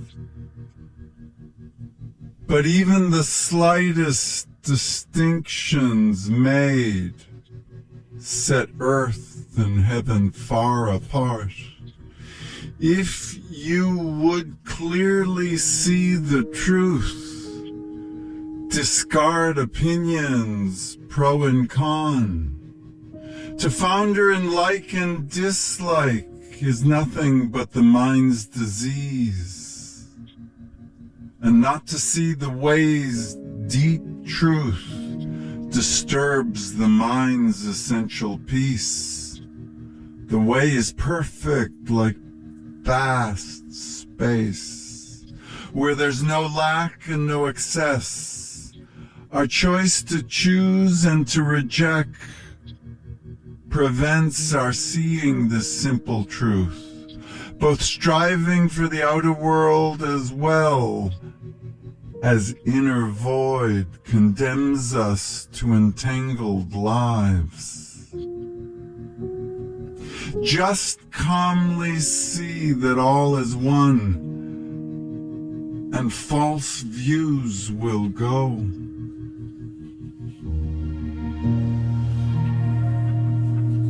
Attempt to stop activity will fill you with activity. Remaining in duality, you'll never know of unity. And not to know this unity lets conflict lead you far astray. When you assert that things are real, you miss their true reality. But to assert that things are void also misses reality. The more you talk and think on this, the further from the truth you'll be. Cut off all useless thoughts and words, and there's nowhere you cannot go. Returning to the root itself, you'll find the meaning of all things. If you pursue appearances, you overlook the primal source. Awakening is to go beyond both emptiness as well as form. All changes in this empty world seem real because of ignorance. Do not go searching for truth. Just let go those fond opinions. Abide not in duality, refrain from all pursuit of it.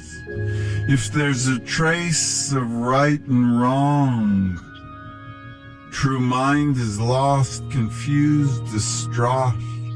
From one mind comes duality, but cling not even to this one. When this one mind rests undisturbed, then nothing in the world offends. And when no thing can give offense, then all obstructions cease to be. If all thought objects disappear, the thinking subject drops away. For things are things because of mind, as mind is mind because of things. The two are merely relative, and both, at source, are emptiness. In emptiness these are not two, yet in each are contained all forms. Once coarse and fine are seen no more, then how can there be taking sides? The great way is without limit, beyond the easy and the hard. But those who hold to narrow views are fearful and irresolute. Their frantic haste just slows them down. If you're attached to anything, you surely will go far astray. Just let go clinging mind, and all things are as they are.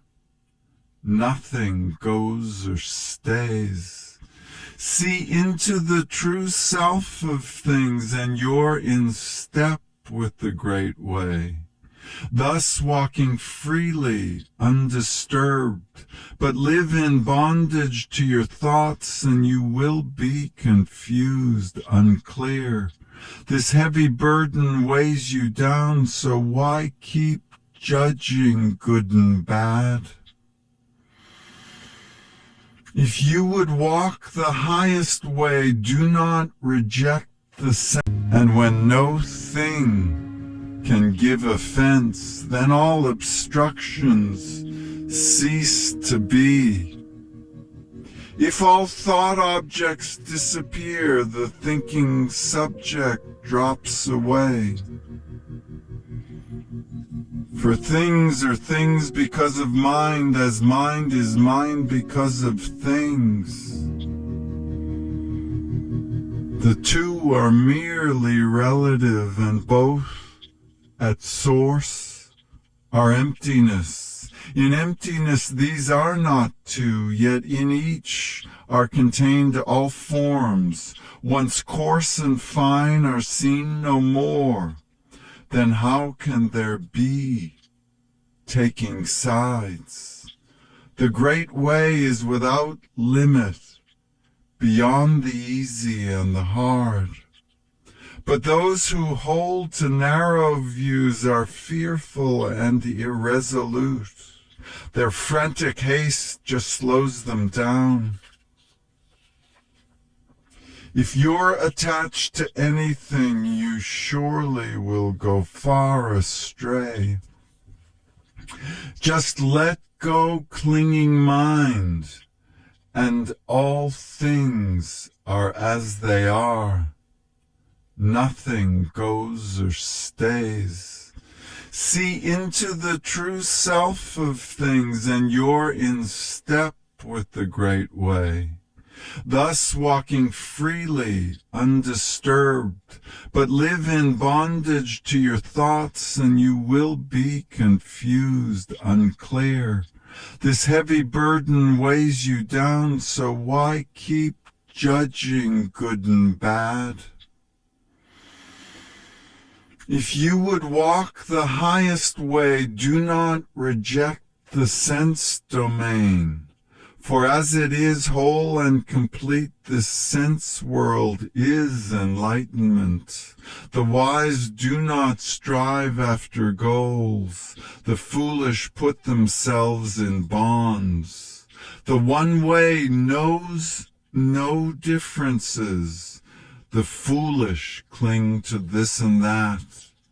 To seek great mind with thinking mind is certainly a grave mistake. From small mind comes rest and unrest, but mind awakened transcends both. Delusion spawns dualities. These dreams are merely flowers of air. Why work so hard at grasping them? Both gain and loss, right and wrong, once and for all get rid of them. When you no longer are asleep, all dreams will vanish of themselves.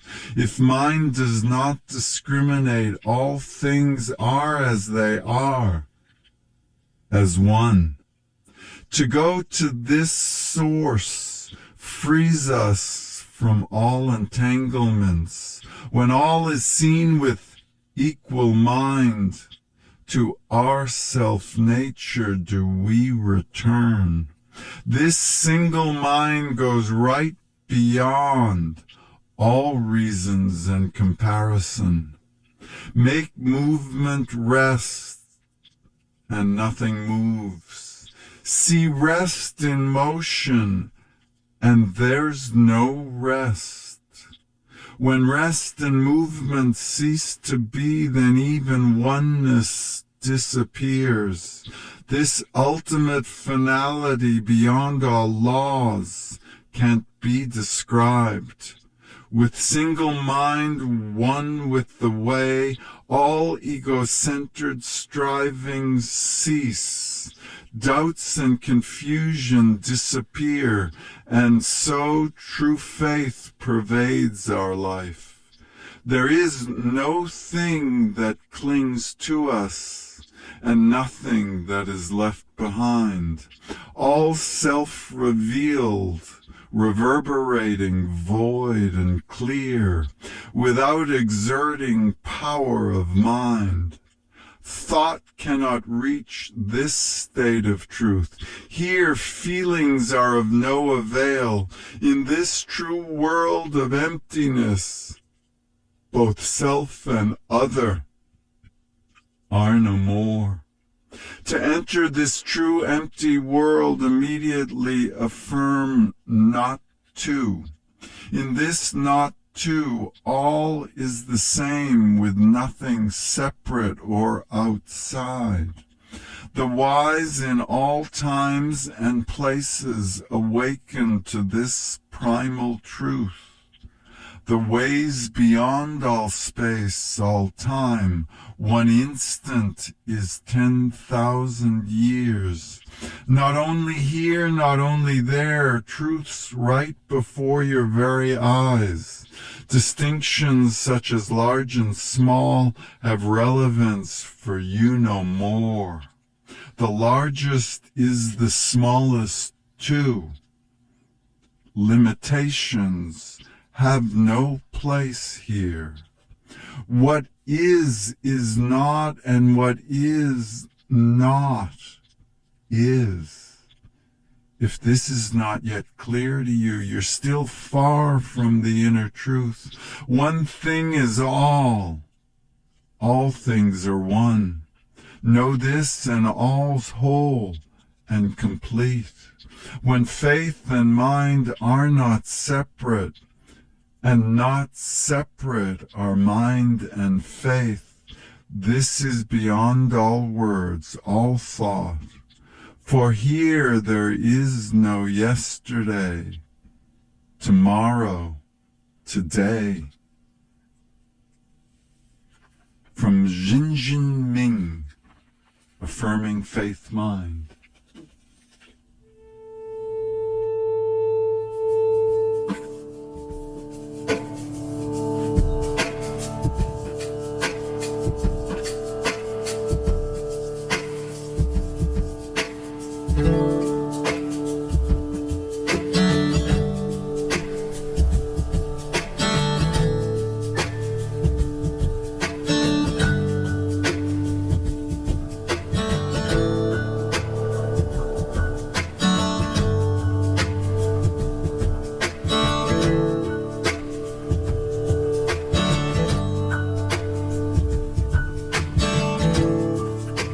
Dreamer stood beneath an orange sky.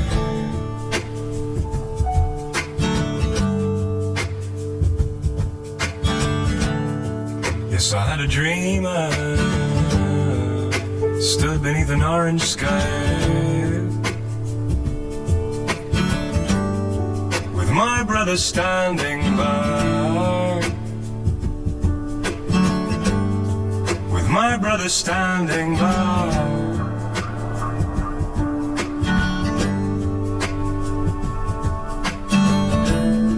I said, brother, you know, it's a long road we've been walking on. Yes, it is, you know, brother, it is. Such a long road we've been walking on.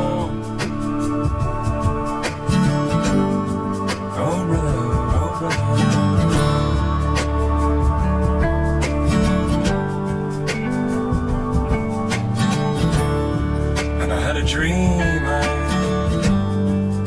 stood beneath an orange sky, with my sister standing by, with my sister standing by.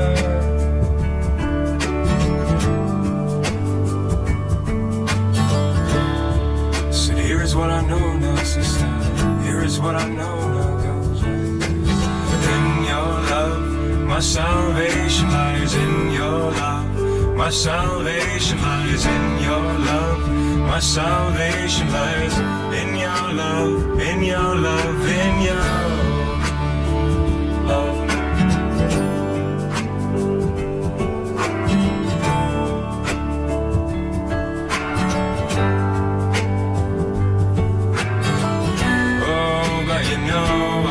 So weary,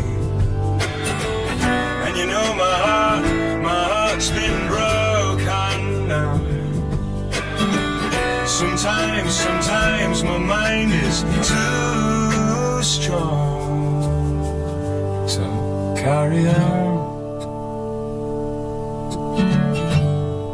too strong to carry on.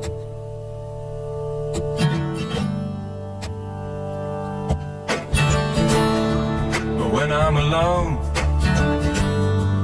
when I've thrown off the weight of this crazy stone, when I've lost all care for the things I own, that's when I miss you. That's when I miss you, you who are my home. You are my home now.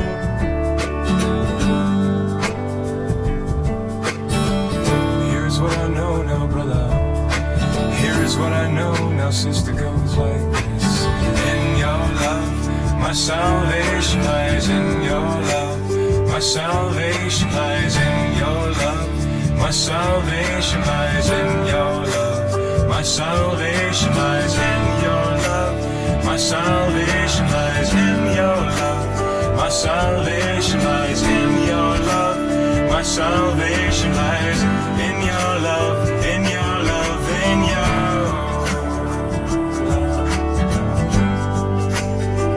your love now.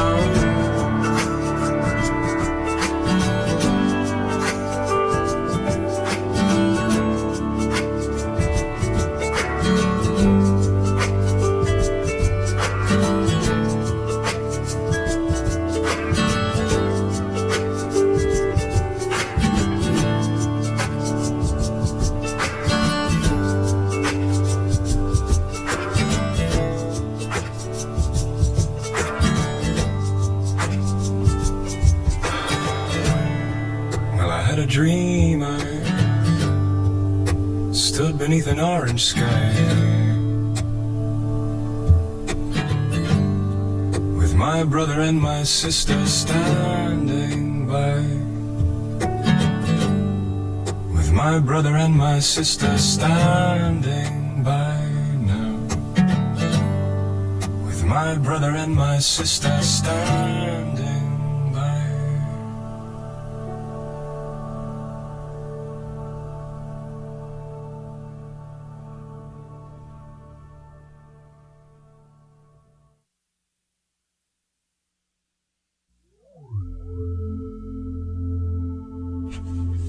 This is from Sri Nisargadatta Maharaj. I am that. Questioner, I was here last year.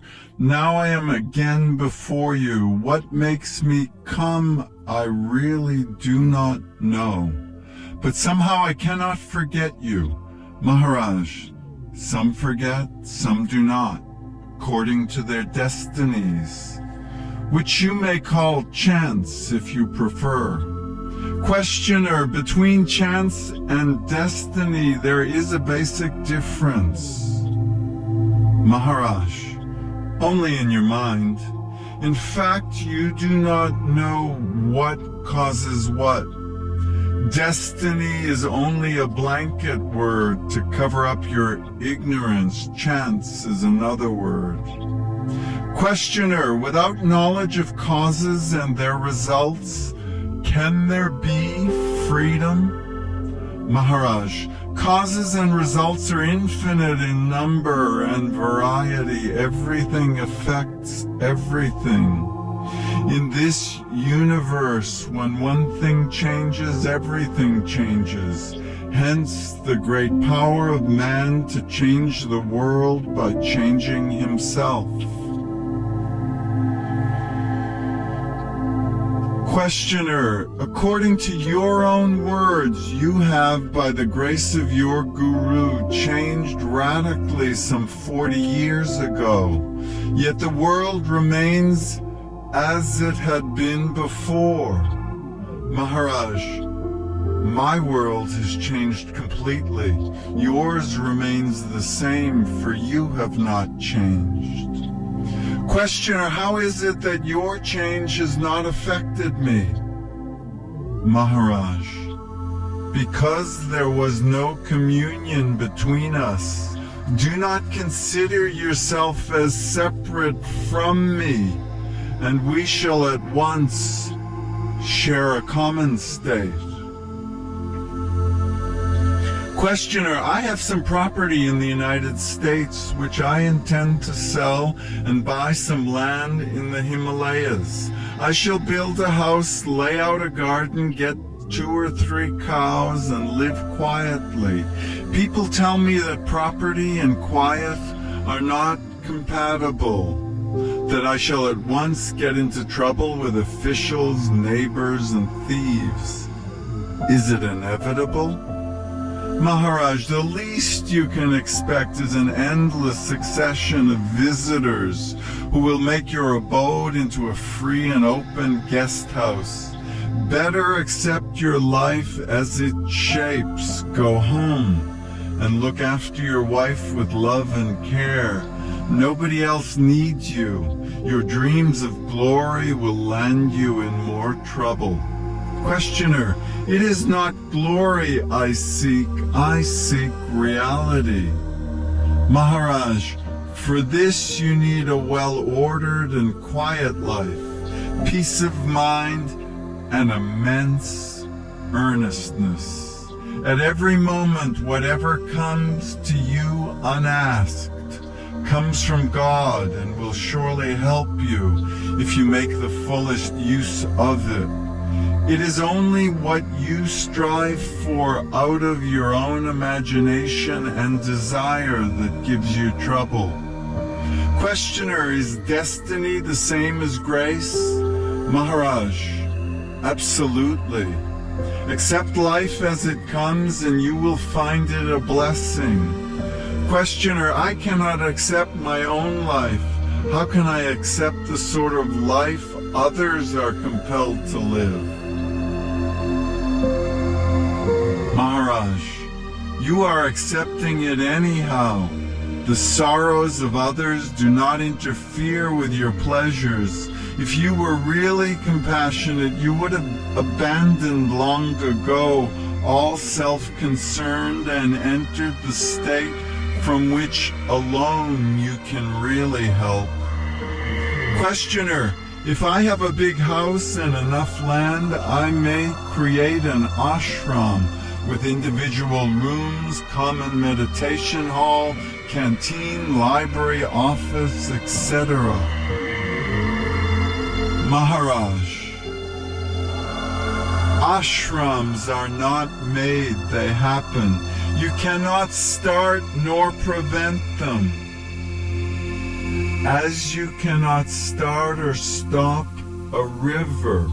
Too many factors are involved in the creation of a successful ashram, and your inner maturity is only one of them.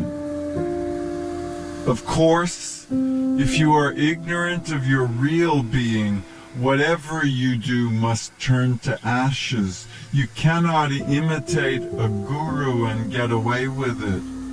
All hypocrisy will end in disaster. Questioner, what is the harm in behaving like a saint even before being one?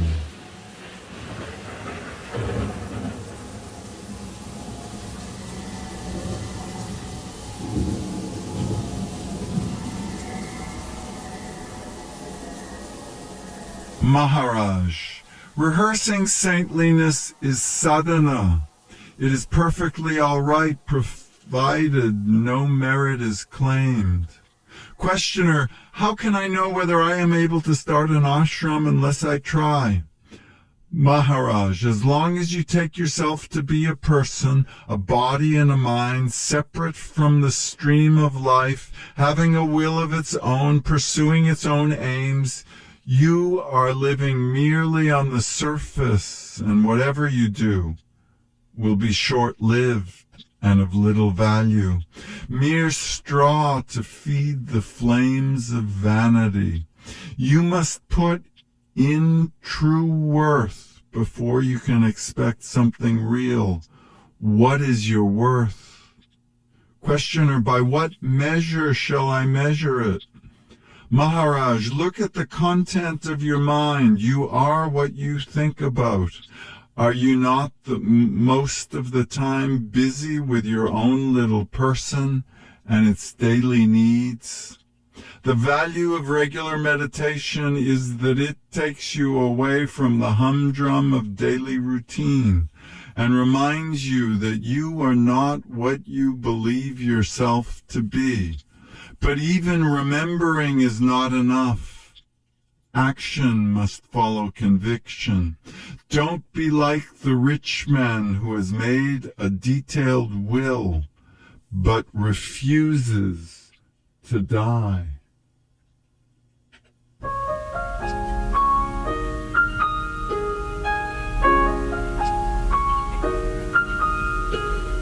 Here comes the sun, little darling.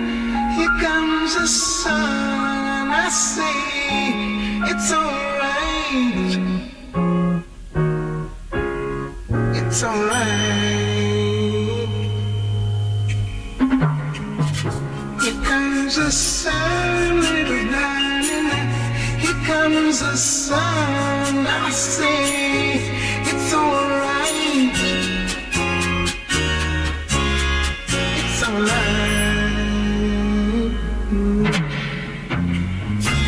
Little darling, it's been a long, cold and lonely winter. Little darling, it feels like years since you've been here. Here comes the sun, little darling. Here comes the sun. I sing, it's alright. It's alright.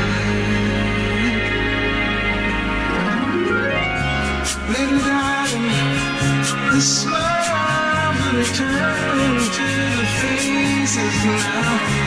Little darling, it seems like years since you've been here. Little darling, it's been a long, cold and winter.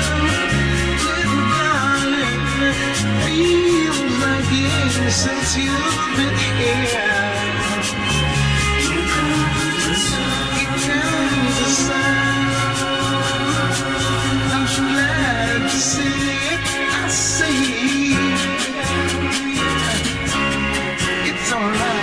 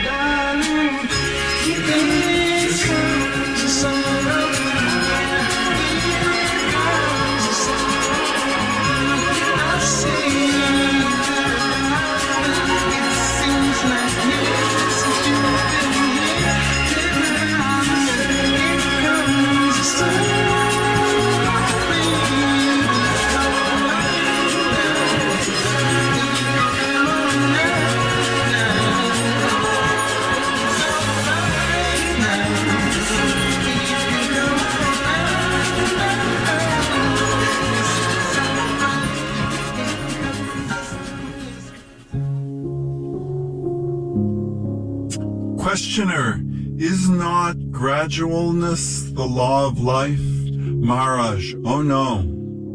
The preparation alone is gradual.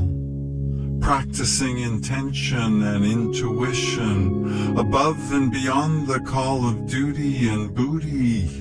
Aspiring to inspire and be inspired. The change itself is sudden and complete. Gradual change does not take you to a new level of conscious being. You need courage to let go.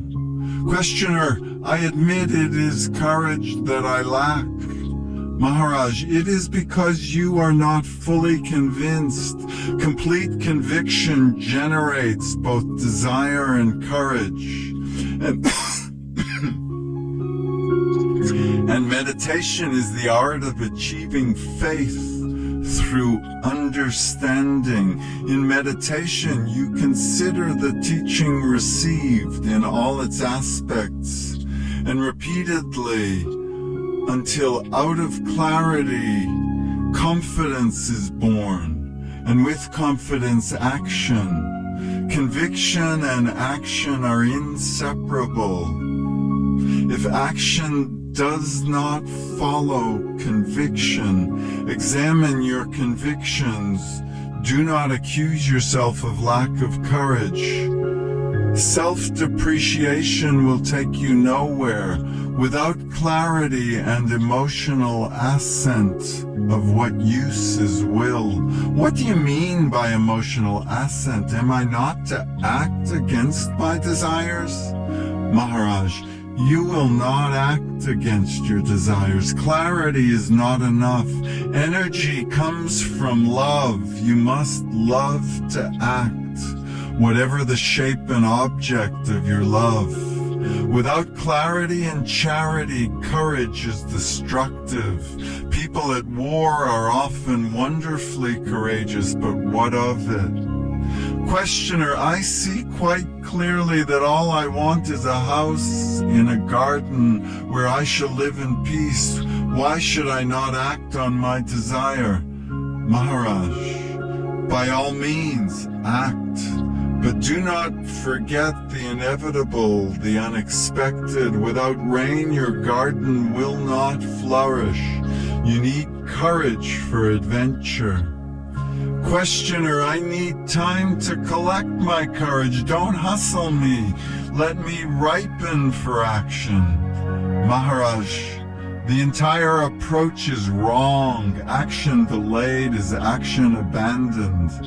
There may be other chances for other actions, but the present moment is lost irretrievably. All preparation is for the future. You cannot prepare for the present. Questioner, what is wrong with preparing for the future? Maharaj, acting in the now is not much help by your preparation. Clarity is now, action is now. Thinking of being ready impedes action, and action is the touchstone of reality. Questioner, even when we act without conviction, Maharaj, you cannot live without action, and behind each action there is some fear or desire.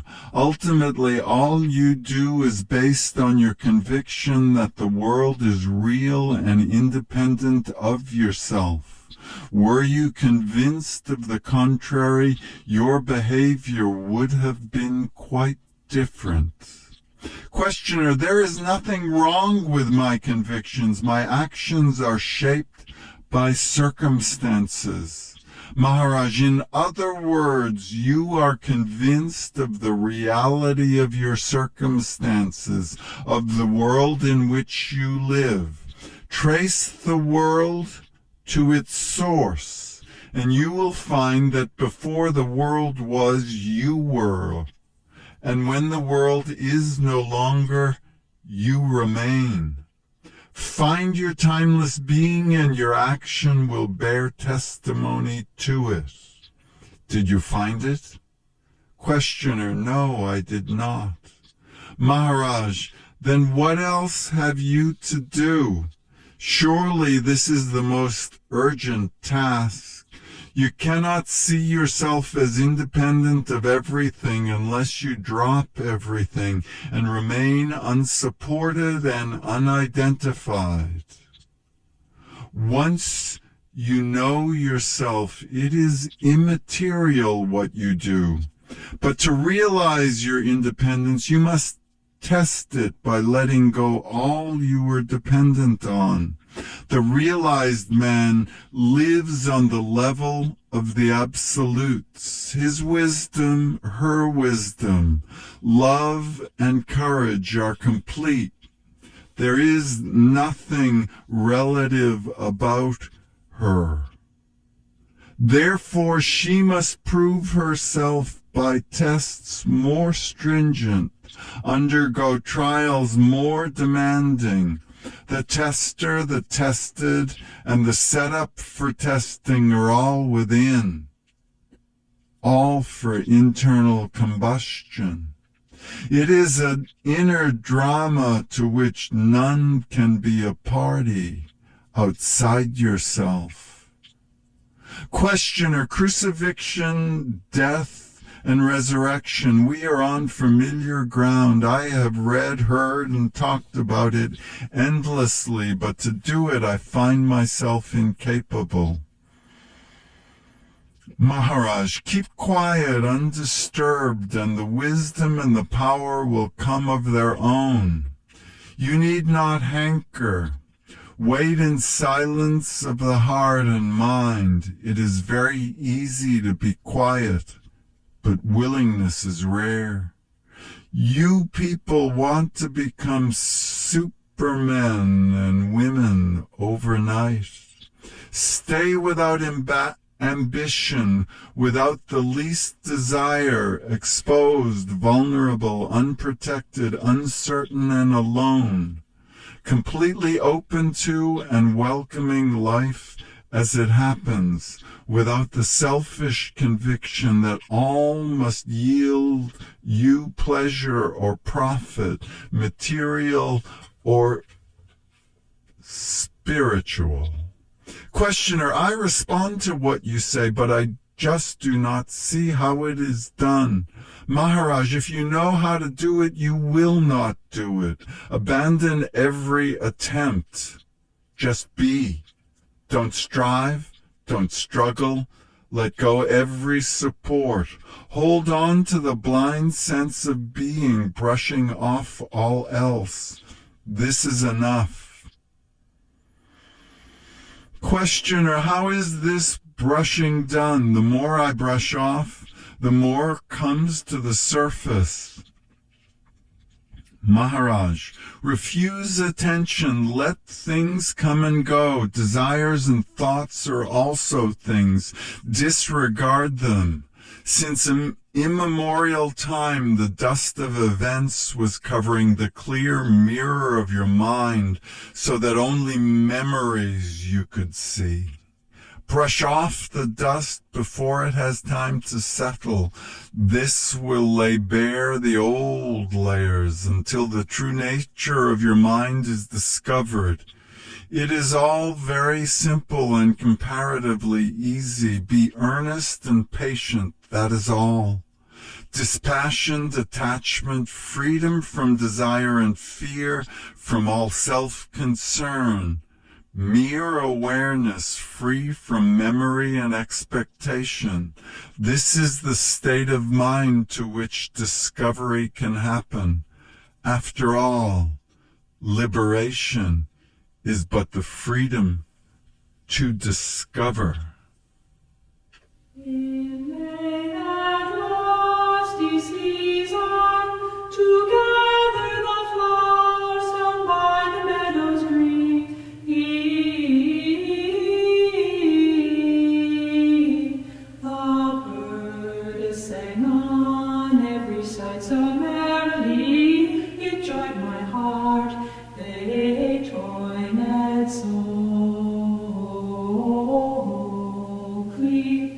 Oh,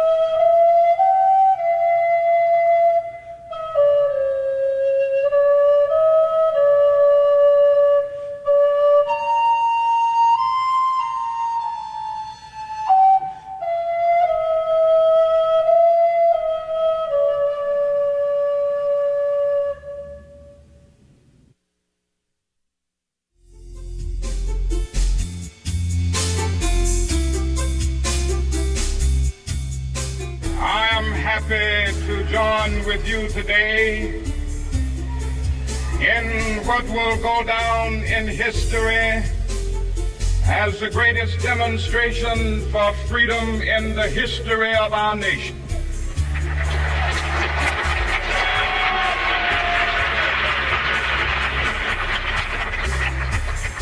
Five score years ago,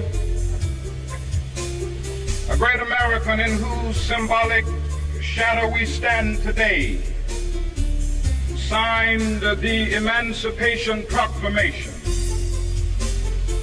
This momentous decree came as a great beacon light of hope to millions of Negro slaves who had been seared in the flames of withering injustice. It came as a joyous daybreak to end the long night of their captivity. But 100 years later, the Negro still is not free. 100 years later, the life of the Negro is still sadly crippled by the manacles of segregation and the chains of discrimination. 100 years later, the Negro lives on a lonely island of poverty in the midst of a vast ocean of material prosperity. 100 years later, the Negro is still languished in the corners of American society and finds himself in exile in his own land. So we've come here today to dramatize a shameful condition. In a sense, we've come to our nation's capital to cash a check. When the architects of our republic wrote the magnificent words of the Constitution and the Declaration of Independence, they were signing a promissory note to which every American was to fall heir.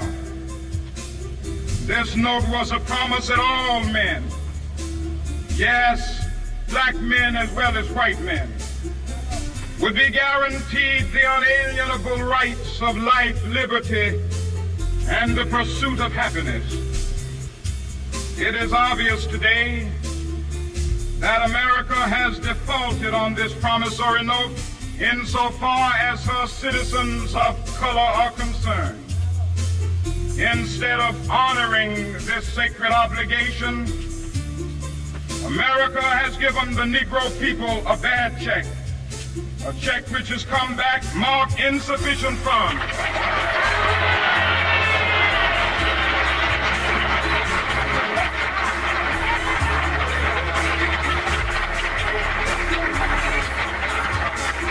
But we refuse to believe that the Bank of Justice is bankrupt. We refuse to believe that there are insufficient funds in the great vaults of opportunity of this nation. So we've come to cash this check, a check that will give us upon demand the riches of freedom and the security of justice.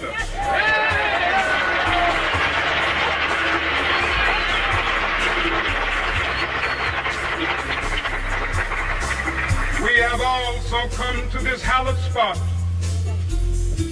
to remind America of the fierce urgency of now.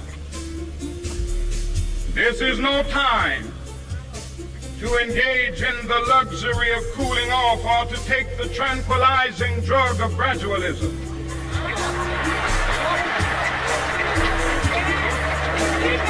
Now is the time to make real the promises of democracy. Now is the time to rise from the dark and desolate valley of segregation to the sunlit path of racial justice. Now is the time to lift our nation from the quicksands of racial injustice to the solid rock of brotherhood. Now is the time to make justice a reality for all of God's children. It would be fatal for the nation to overlook the urgency of the moment.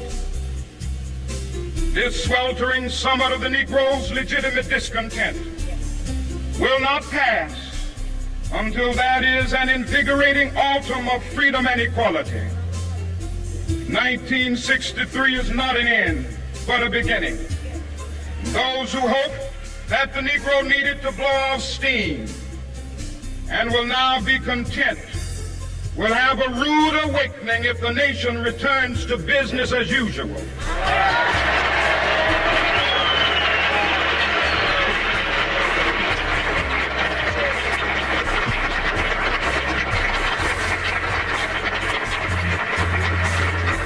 There will be neither rest nor tranquility in America until the Negro is granted his citizenship rights. The whirlwinds of revolt will continue to shake the foundations of our nation until the bright day of justice emerges. But that is something that I must say to my people who stand on the warm threshold which leads into the palace of justice. In the process of gaining our rightful place, we must not be guilty of wrongful deeds.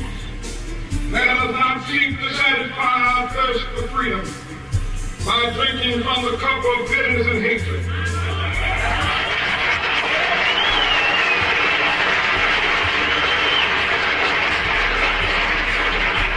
We must never conduct our struggle on the high plane of dignity and discipline.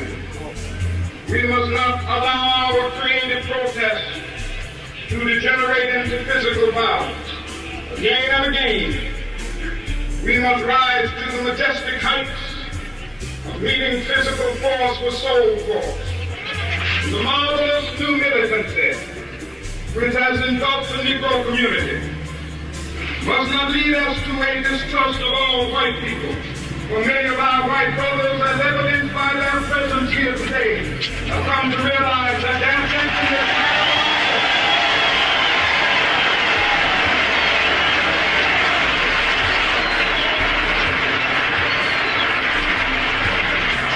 They have come to realize that our freedom is inextricably bound to our freedom. We cannot walk alone. As we walk, we must make the pledge that we shall always march ahead. We cannot turn back. There are those who are asking the devotees of civil rights, when will you be satisfied? We can never be satisfied as long as the Negro is the victim of the unspeakable horrors of police brutality. We can never be satisfied. As long as our body is heavy with the fatigue of travel, cannot gain lodging in the motels of the highways and the hotels of the city.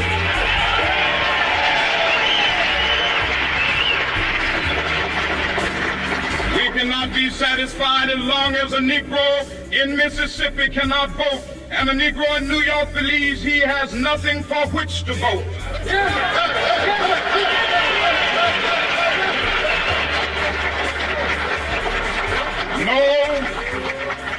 No, we are not satisfied, and we will not be satisfied until justice rolls down like waters and righteousness like a mighty stream.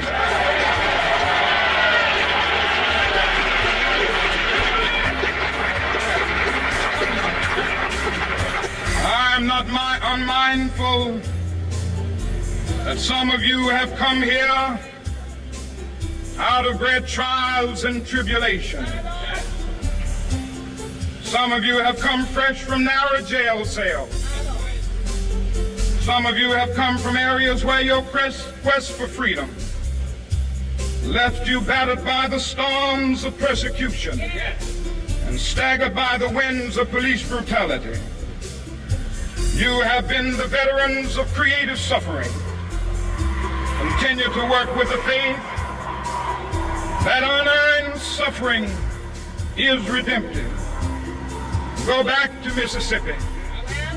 Go back to Alabama. Go back to South Carolina. Go back to Georgia. Go back to Louisiana. Go back to the slums and ghettos of our northern cities. knowing that somehow this situation can and will be changed. Let us not wallow in the valley of despair. I say to you today, my friend,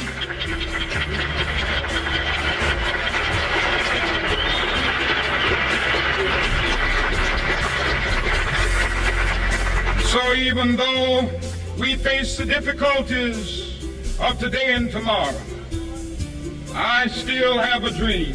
Yes. It is a dream deeply rooted in the American dream. I have a dream that one day this nation will rise up and live out the true meaning of its creed. We hold these truths to be self-evident, that all men are created equal.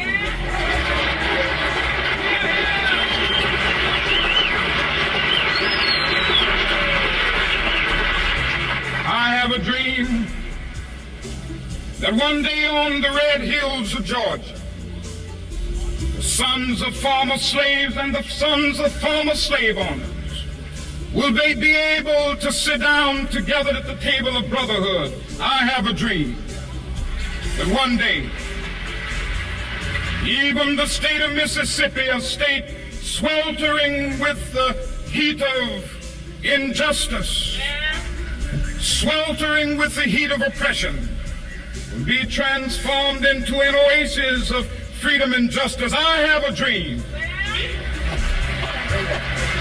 that my 4 little children will one day live in a nation where they will not be judged by the color of their skin, but by the content of their character. I have a dream today.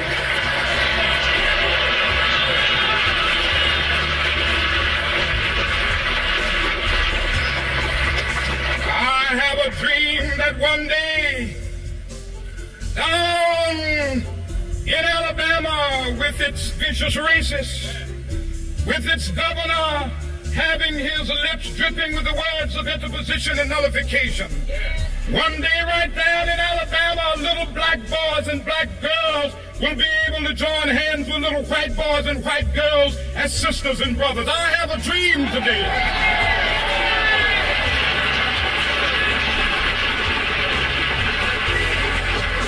I have a dream that one day every valley shall be exalted.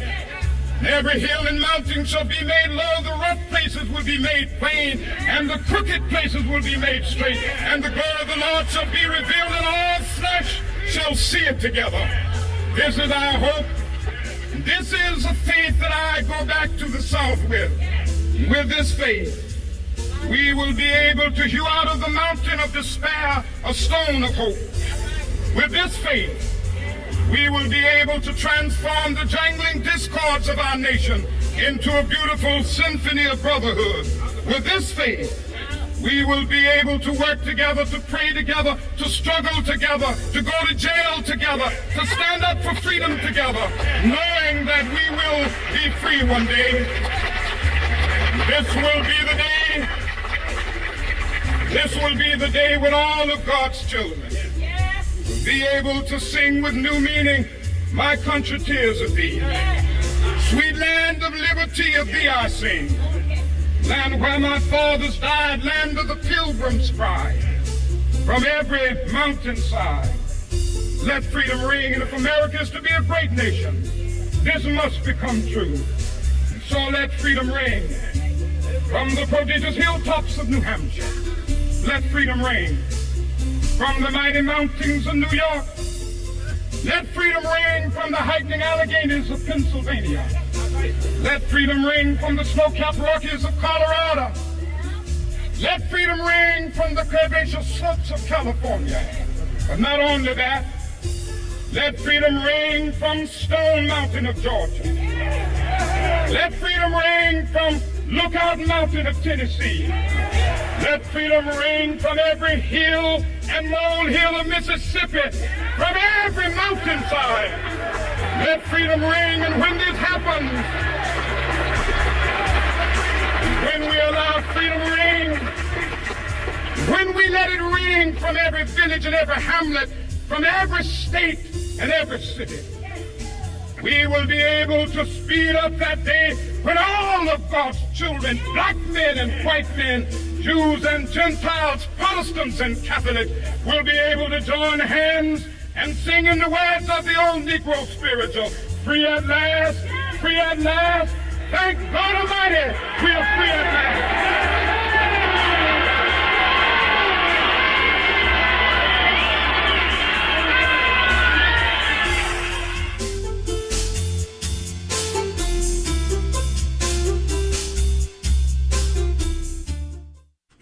You're listening to WZBC 90.3 FM Newton.